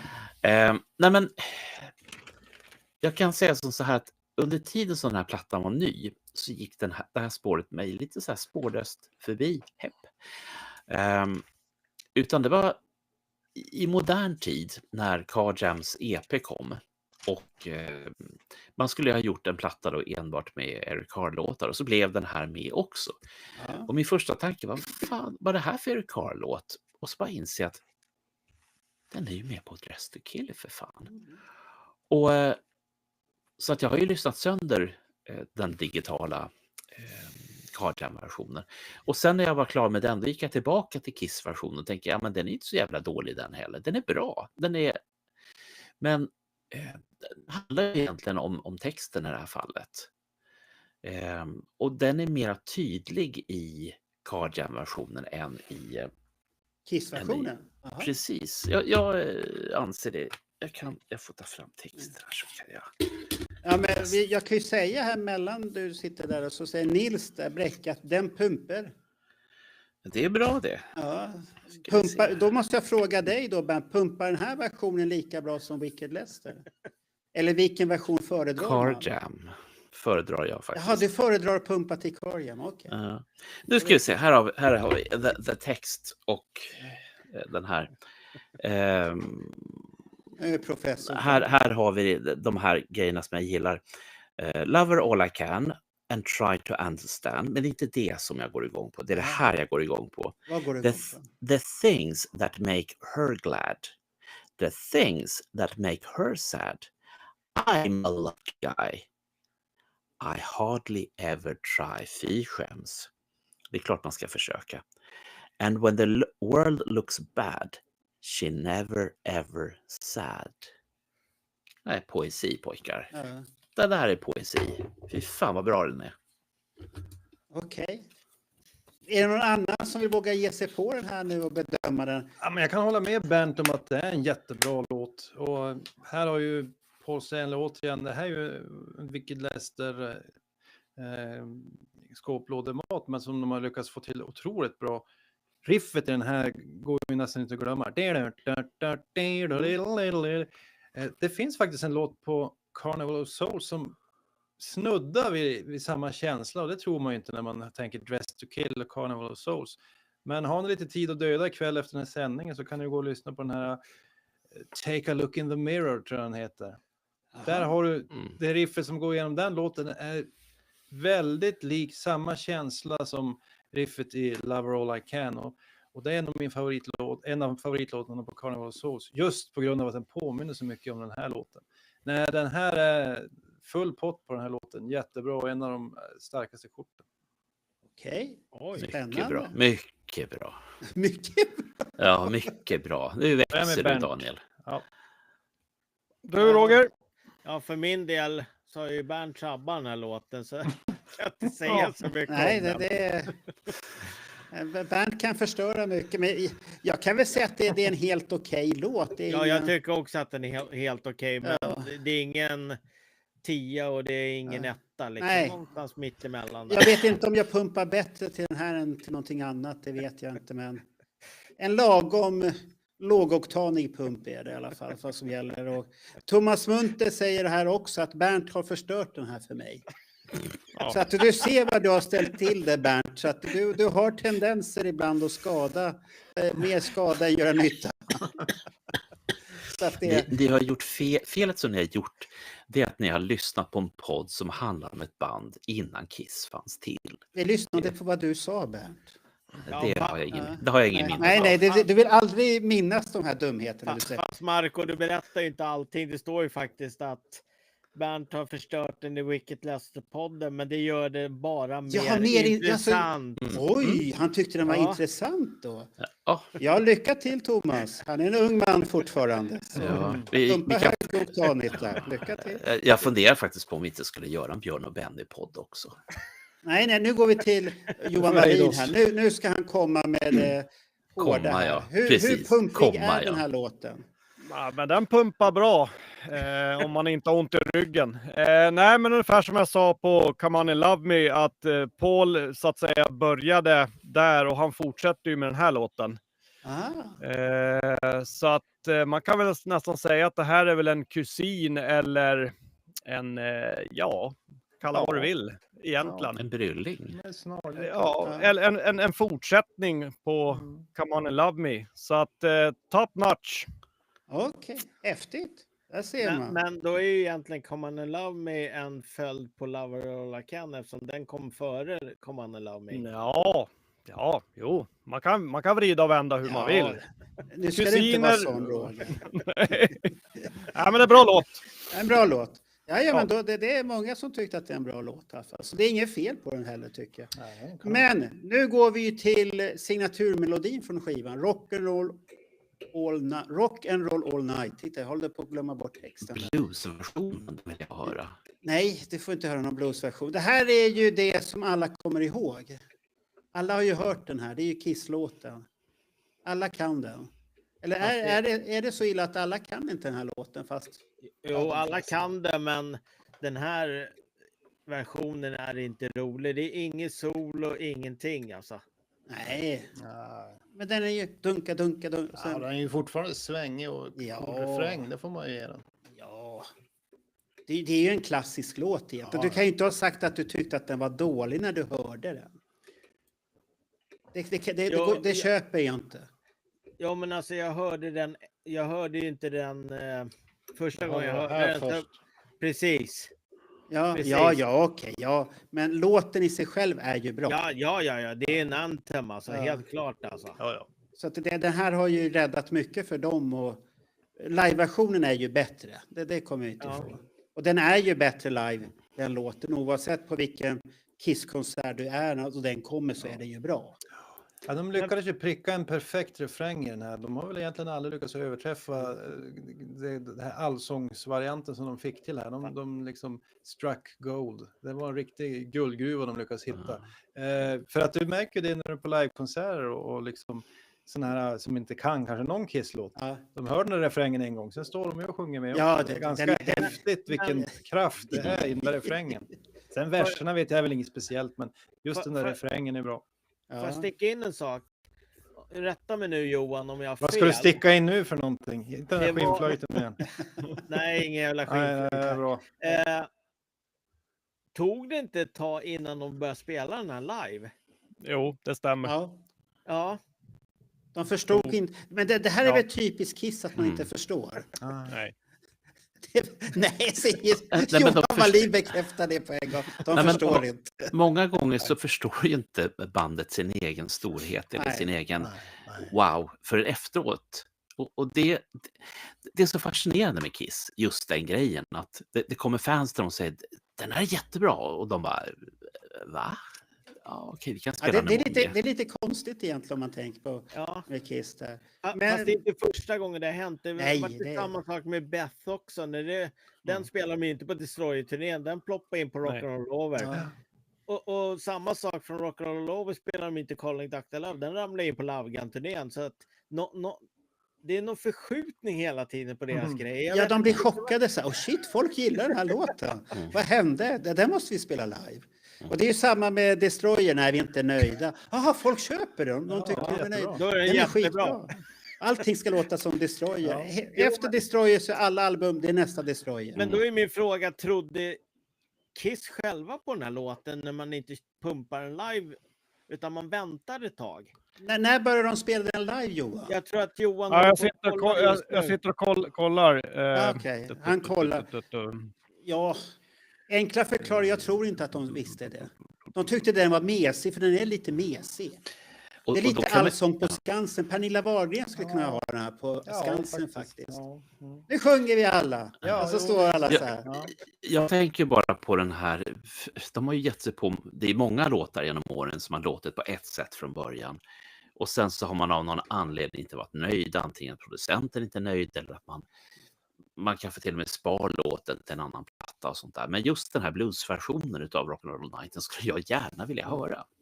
Men Nils skriver en rätt så bra sak. Han skriver att låten känns inte färdig. Den är inte färdig riktigt på Dressed to Kill. Och det kan man hålla med om. Att den är lite ihopsnickrad. Men det är ju den låten sen när de har börjat släppa såna här maxi-singlar. Jag kommer ihåg på 80-talet. Ja, då var den med på alla. Den var med på alla. Så tänkte man så här, åh shit, det är en ny version. Nej, det är ju samma version igen. Och sen nästa, nu är det en ny version. Nej, det är samma version. Så att jag vet inte hur många versioner. Den enda överraskningen som var det, är det live-versionen eller studioversionen? Ja, det är det. Har du hittat något, Johan? Ja, jag har nu hittat. Den 11 maj i Boston så spelar man den för första gången live enligt Kiss Alive Forever-boken. Och singeln är släppt den 2 april. Så över mer än en månad senare så provar man den. Det kan hända att den har spelats, men Boston, den har vi ju som ljudupptagning. Men vad de har fått fram så är det första gången den spelas. Vad vi vet. Ja. Kan ju ha hänt att de har provat den på någonting innan som vi inte har någon upptagning på.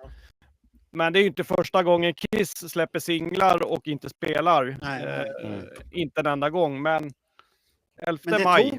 Det var ingen självklar grej för att de turnerade ju väldigt fort med den där och hade ju gamla dräkterna på sig fortfarande. Så att de här dräkterna som vi tror förknippas med Dressed to Kill, de kommer ju egentligen senare sen.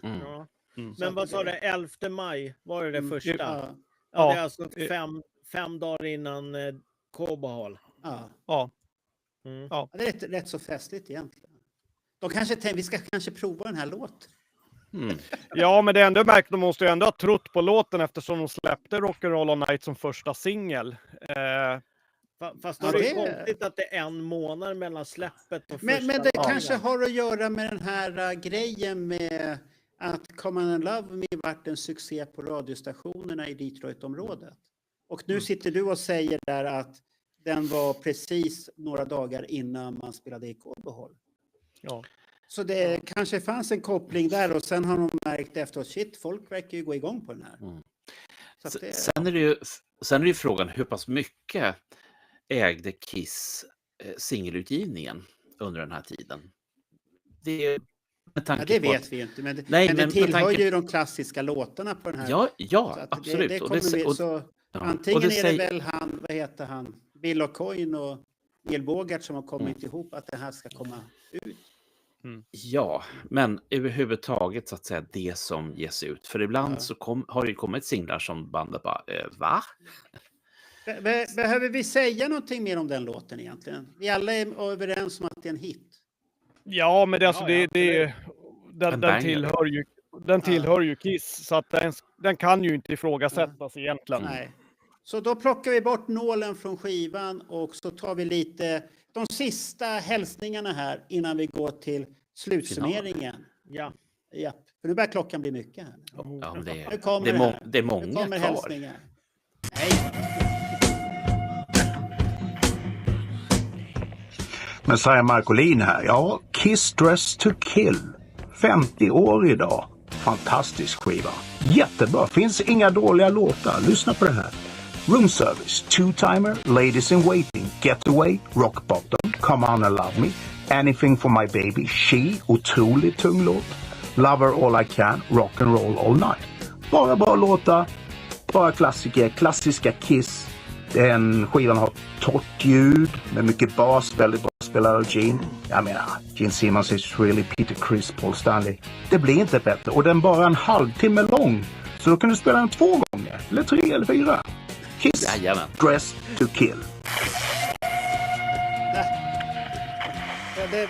Det var lite roligt med Messiah där. Han skrämde ju slag på folk idag på nätet där. Ja. Jo, fast nu var han ju trevlig. Därför att jag sa till honom...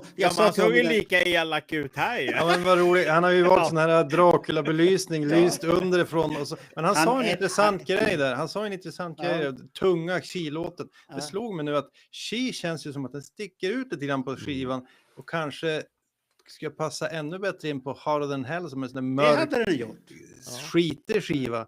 Den känns som att resten är lite popaktigt, men det skadar inte mer. Men den sticker ut, så han har ju rätt i att det är en väldigt tung låt. Jag hade kunnat ta bort Got to Choose från Harder Than Hell och stoppat in i den här och korsat lite. Det är ju den tiden också. Den skulle ju ha mått bra av att bo där. Då lyssnar vi på nästa här då. Nu kommer nästa. Håll i hatten. Nu blir det spännande.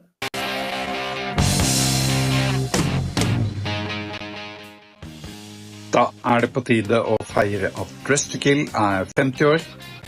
En av de beste Kiss-skivene i Kiss-katalogen, som vi allerede har slått fast i Destroyer Live. Men la oss gå en runde til på Let Me Know og feire der også. Ja, vi tackar Nils. Han har helt rätt. Eller har han fel att den tillhör de bättre skivorna? Jag tycker det känns som vi är ganska överens om att det är en riktigt bra skiva här. Om man ska vara så här, det är svårt att hitta negativa saker egentligen. Då måste man leta. Då går vi på näst sista här nu då. Nu kommer det en tuffing. Hallå, Magnus Rodén här. Ja, men vilken klassiker, Dress to Kill. Grattis till 50-årsdagen. Ja, men vilken skiva va. Room Service. Lover All I Can. Anything for My Baby. Ja, Rock and Roll All Night. Vad säger man? Ren skär, god rock'n'roll. Neil Bogart och Kiss fick till det. Det som var grunden till det klassiska Kiss. Ja, där var Magnus Roddan som var på TV4 och pratade Queen. Och här fick han då säga fina ord. Han har ju den här Roddans klassiker, riktigt roligt kanal på Facebook om man vill lyssna, där han går igenom lite artister och skivor och sånt där. Riktigt roligt. Lagom kort eller lagom man får så här lite också. historieblick och så tänka, det var länge sedan jag lyssnade på den där artisten, dags att lyssna. Nu kommer sista då.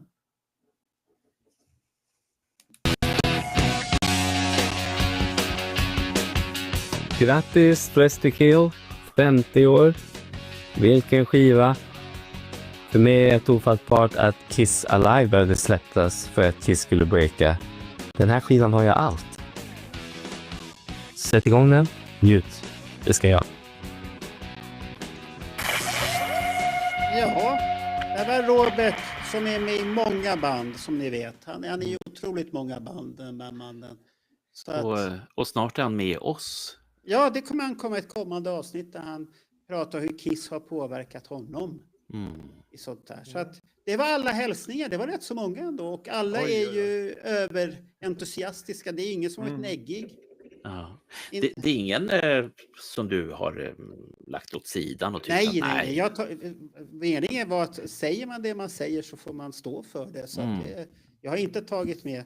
Och jag hade nog fått fler om jag hade varit med lite i god tid. Ja, men det blev väl lagom många det där tycker jag. Ja, det varit många. Annars skulle vi bara fått spela upp sådana där grejer.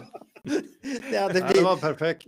Ja, så att men ska vi se nu ska jag se om jag kan lyckas klistra in länken här till vår podd.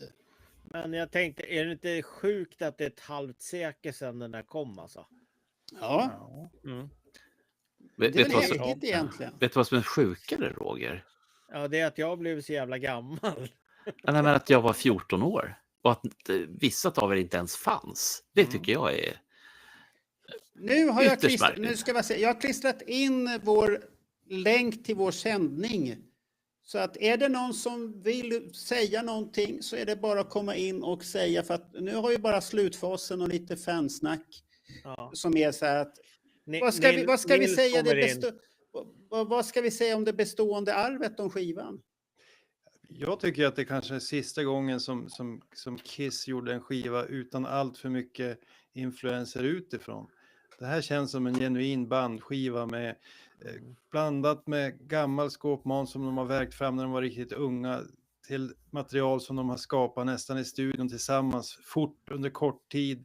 Efter det här börjar ju komma in många andra personer och la lite sin prägel på Kiss sound. Du har ju då Bob Ezrin på till exempel Destroyer och senare kommer Vinnie Poncia och gör de här mjukare albumen och sen börjar Paul Stanley lyssna mer på vad som finns runt omkring och påverkas av det. Så att för mig möjligtvis Rock'n'Roll Over går lite i samma feeling, lite av Live Gun, men absolut det här tidigt råa, lite barnsliga Kiss.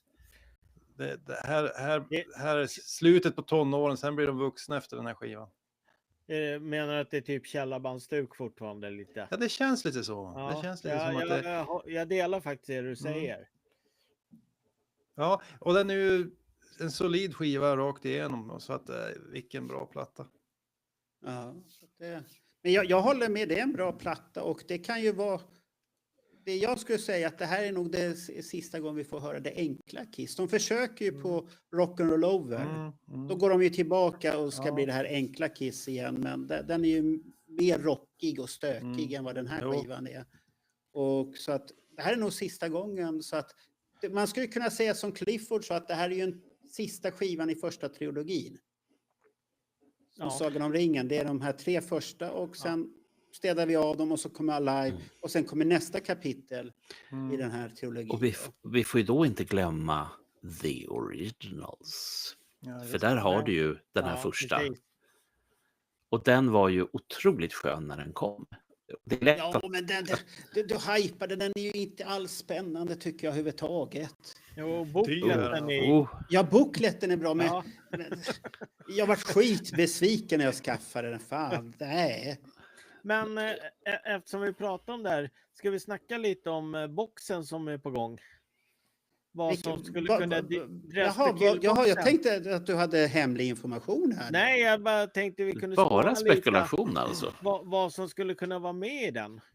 För jag tror att de kommer lägga med de här demoserna som redan finns utgivna, fast det kanske är llite bättre kvalitet. Men det kommer inte finnas några jättespeciella grejer som är jättekonstiga i den här boxen. Jaha, jag tänkte, gnuggisar med Peter Criss. Fast man vet aldrig riktigt säkert. Jag tänkte samma sak när den här Creatures-boxen skulle komma. Och så kommer den där Betrayed som jag inte hade en aning om. Nästan färdig. Så att man vet aldrig riktigt. Nej, som du säger, man vet aldrig. Men som jag vet om så finns det bara 4 demoinspelningar på 4 låtar. Ja, jag har vet aldrig aldrig. hört. Nej. Då kommer det komma en överraskning. Men i andra fall så kommer det komma en box som vi redan har allt material på. Ja. Tror du det? Ja, jag befarar att det blir så. Okej.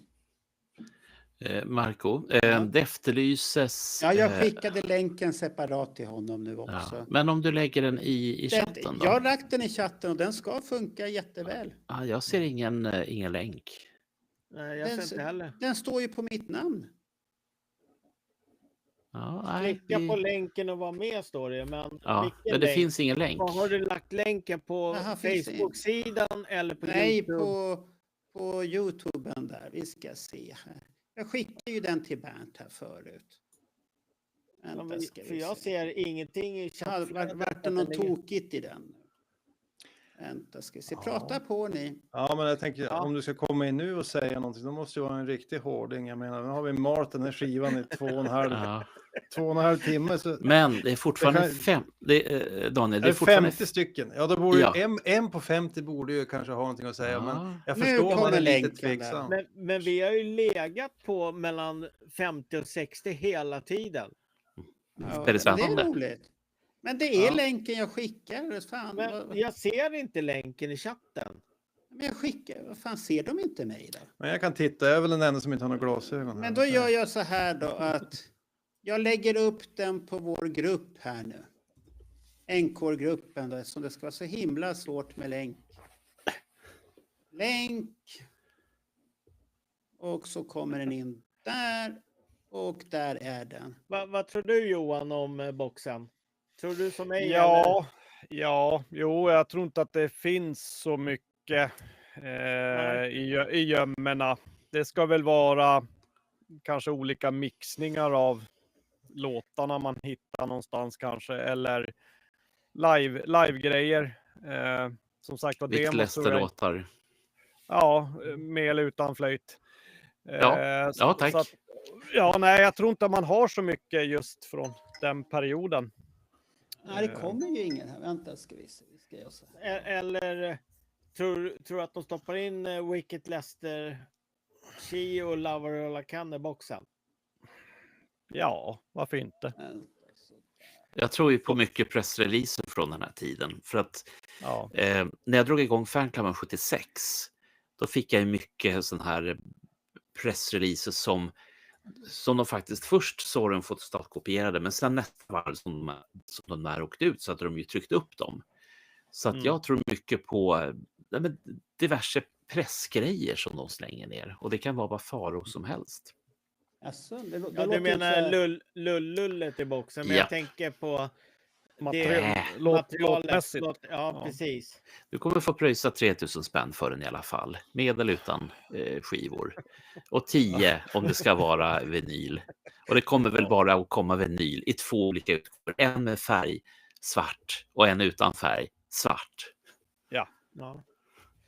Nu har jag lagt upp den där länken på flera ställen. Och det är den länken som gäller. Nu är det, ska vi se. Nu har det kommit här nu. Nu har vi ju Nils här. Nu kommer vi få smisk här nu. Aj. Nu får vi var se. Var är han? Vänta, ska vi se. Vi ska se. Lätt in. Kom in här nu då. Nu verkar han ha problem att komma in här nu också. Ja, men några soundboards kanske. Vad tror du om det, Roger? Som inte finns. Ja, absolut. Nils, koppla upp det igen. Jag kopplar bort det så kopplar du upp det igen. Det händer någonting. Vi vet ju inte hur mycket, alltså från när de börjar spela in sina konserter. Har Johan koll på det när de börjar? Ja, jag körde väl det när vi hade live. Alltså du menar... Ja, nej men... Kontinuerligt så att säga, de körde soundboard-inspelningar. Jag tror inte de gjorde det den tiden. Nej. Kanske inte. Nej, det kom väl när man hade liksom tankar på Alive. Men tror du från Alive att de har spelat in alla konserterna efter Nej, Alive? Nej, det tror jag inte. Absolut inte. I vilket syfte? Ja, jag vet inte. Nej. Ni får väl fråga Kurt Goot som verkar veta allt. Ja. Där har du en skum nisse. Oj. Ja, han är skum. Vänta. Koppla ner och koppla upp. Vad komplicerat det vart. Ja. Han är där, men jag kan inte göra aktiv. Han har ungefär samma problem som ni hade med Ronny en gång. Kommer ni ihåg det? Ja. Att han fanns där, men vi fick kunde inte släppa in honom. Ja. Men Bernt, kommer du köpa boxen när den kommer? Just nu kommer jag inte kunna köpa någonting, men när man har slutat att vara mitt emellan 2 anställningar så jag tror faktiskt på det. Det handlar om att prioritera, Bernt. Ja, men fy fan. Ja, men Bernt, Cuba-Cola går bort. Men Bernt, det finns väl en sån här utbildning till kriminolog? Ja. Den Men vet du vad? Jag ska berätta något hemligt som inte är hemligt.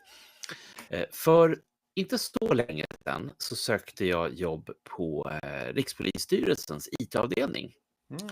Och vi som är födda på 60-talet, vi gick 2-årigt gymnasium. Vi kan börja där. Och ska du söka någon slags anställning inom polisen, då måste du ha 3-årig gymnasieskola. Det fanns ju inte då. De enda som gick 3 år, det var ju de här plugghästarna på vad fan heter den? Inte naturhistoriska, men den här humanistiska heter den. Ja. Det var ju de enda. Så då frågade jag, visst vill ni ha mig? Ja. Nej, han har fastnat i lobbyn, Nils, tyvärr. Nämen. Han måste koppla ner sig och ha med sig passet och komma tillbaka. Ja, just det. Det är någonting som har hänt. För att han kommer inte in där överhuvudtaget. Det är ingen annan som vill koppla upp sig då heller, så verkar det som att vi har ju kommit till slutet här. Har vi diskuterat färdigt skivan annars? Det känns väl som att vi börjar kunna knyta ihop säcken. Ja, det var ju synd att vi inte fick in Nils där, så hade han själv. Det var en bra slutkläm. Men, han får spela in en video så får du lägga in den sen på något sätt. Ja, för att han skulle behöva koppla ner sig och koppla upp sig. Men nu är vi snart uppe i 3 timmar, Marco. Ska vi börja fundera på att köra 3 timmar till? Ja, men jag är så här, vi måste upp och jobba snart. Nej, jag ska inte upp och jobba. Ska du inte? Jo, jag ska upp och jobba. Ja, ni ska upp och jobba. Hämta nationella prov om några timmar. Vänta nu ska vi se här. Nils Svensson kommer in här. Ja, ser du. Ja, men det är ju han ju. Där kommer han ju. Fast du får vrida mobilen rätt här nu. Stående. Vänt lite. Jaha, nu är det vänt lite. Jaha, vad händer nu då? Jag bara har... Jag så. Nej, vad gjorde du nu? Jag snudde kameran, men det vill inte. Nej, då får vi köra så. Ja, nu är det jättebra. Hallå. Ja, vad vill du säga här? Ska du skälla på oss nu, Nils? Nej då, men det eneste är egentligen bara i förhåll till begynnelsen att jag har aldrig trott på den versionen att Kiss sån ekonomiskt sett var så jävligt dåligt satt för Alive på grund av en av grunderna till att Neil Bogart var i studio där var på grund av att han var livrädd att Kiss skulle signa. De var i samtal med Bogart med andra platssällskap. Så andra platssällskap var intresserade i Kiss. Så det var tydligt. Så jag tror det är mer det att Casablanca var dåligt ekonomiskt stilt, inte nödvändigtvis Kiss. Ja, du tänker på den här pengasituationen när de började kräva att de skulle ha betalt. Och att det är därför han ser om sitt bo så att det inte ska hända någonting. Ja, det kan nog stämma att det är därför. För att det roliga är, jag tycker ändå att Neil Bogart, och som Bernt säger att han var hög som ett hus där, att han gjorde inte så mycket. Att de gör ju ett bra jobb. Men han var ju lite sån som Rick Rubin då, som egentligen inte gör något i studio i det hela tatt. Han bara kommer in och så säger att nej, det bör höras sån ut och sån ut och sån ut. Och så får du någon annan till att fixa det. Sen finns det ju en aspekt till det som jag tog upp, Nils, det här med Donna Summers platta som spelades in ungefär samtidigt. Och som en förhoppning att det faktiskt skulle börja att komma in kulor till Casablanca. För du har ju också den här gamla klassiska historien med Bill O'Coins American Express-kort som också är under den här tiden. Så att det är ju inte att de lever fett någonstans. Nej, men de får inte pengar för Casablanca. Nej. Det har du rätt i. Så Kiss drar in pengar till Casablanca, men Casablanca ger inte några pengar till Kiss. Nej.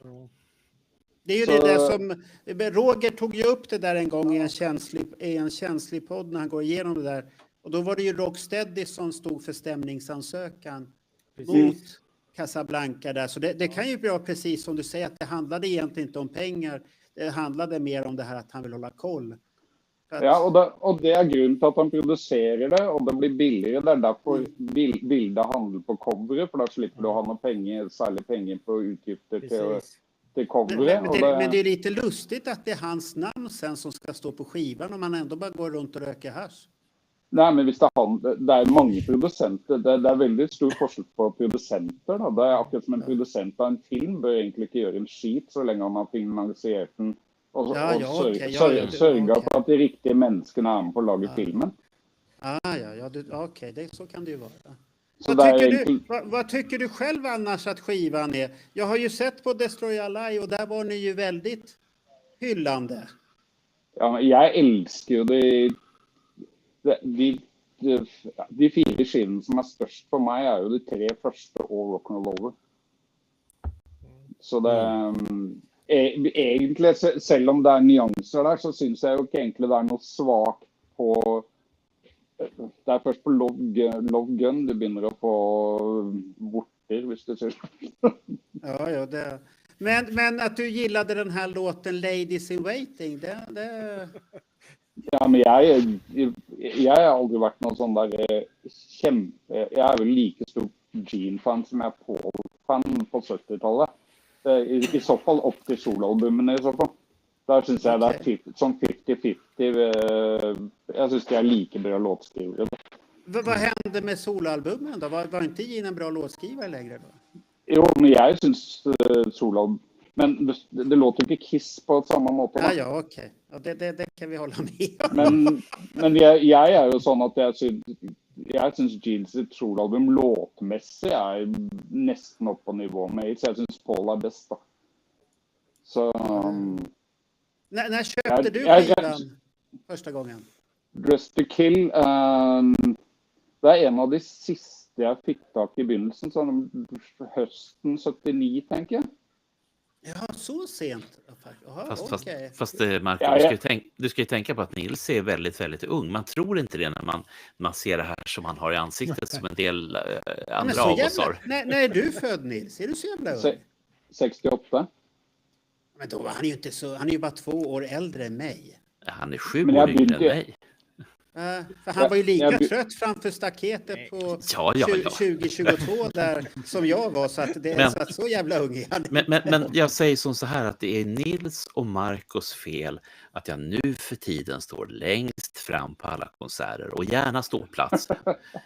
Och det har funkat jättebra utom på Nicki Minaj-konserten som jag var på. Då fick jag inte stå längst fram, för då skulle de ju ännu längre fram 20-åringarna. Ja, du hade ju hamnat emellan skinkorna om du hade haft otur. Så att Nils och Marco kan jag tacka för det. Alexander Johansson tackar jag fortfarande för att han slet med ut ur garderoben när det begav sig 2018. Du fick med garderoben idag igen? Jajamän, den ska med. Aj. Får jag ställa en fråga, Nils? Vad tycker du om Lover All I Can och Chief på Wicked Lester? Vart de bättre? Jag liker väl. Ja, mycket bättre. Jag syns Lover All I Can syns jag är rimlig grej på Wicked Lester. Gör mig glad nu. Flummig. Ja, flummig var bra ord. Alltså, du gillar inte tvärflöjten? Det är mer, det är kul på grund av att det är det där. Det är inte bra skiva. Jag tänkte som Bernt och jag kommer att titta på din quizsamling där i Norge. Har du en tvärflöjt då? Då tar vi med oss tvärflöjten så spelar Bernt på tvärflöjten. Då kan vi hellre spela och geter och tullar. Yes. Okay. Bernt ska stå på ett ben blir svårt. Det blir svårt. Ja, det funkar ju en stund, det gör det ju. Ja, sen faller det över så här. Ja, men det smällar man får ta. Absolut. Ja. Men nu tänkte vi stänga här, Nils. Så tack för, och trevligt att du tyckte om våran podd här idag i alla fall. Ja, så tog jag. Ja.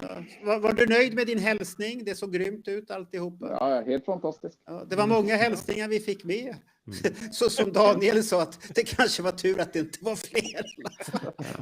Marco, finns det inte en kvar? Nej, det finns inga kvar överhuvudtaget nu. Så att jag kommer lägga upp alla hälsningar på NK-sidan så kan du själv tagga dig där och lägga upp på din egen sen, Nils, om du vill. Om du vågar. Ja, vi får... Och så får vi... Men nu... Aldrig kall mig Trump någon mer. Nej, jag sa inte att du var Trump. Jo, det var du. Det var du som var Trump. Ja, det sa du. Men du är inte likadan. Du var en bättre Trump i alla fall. Nils, jag ber om ursäkt för min kamrat. Förlåt. Det är ju titeln, klicka. Nils är Trump. Det har vi som rubrik. Ja, det är bra klick. Och Kato, han är inte Putin heller. Men det kändes lite som det.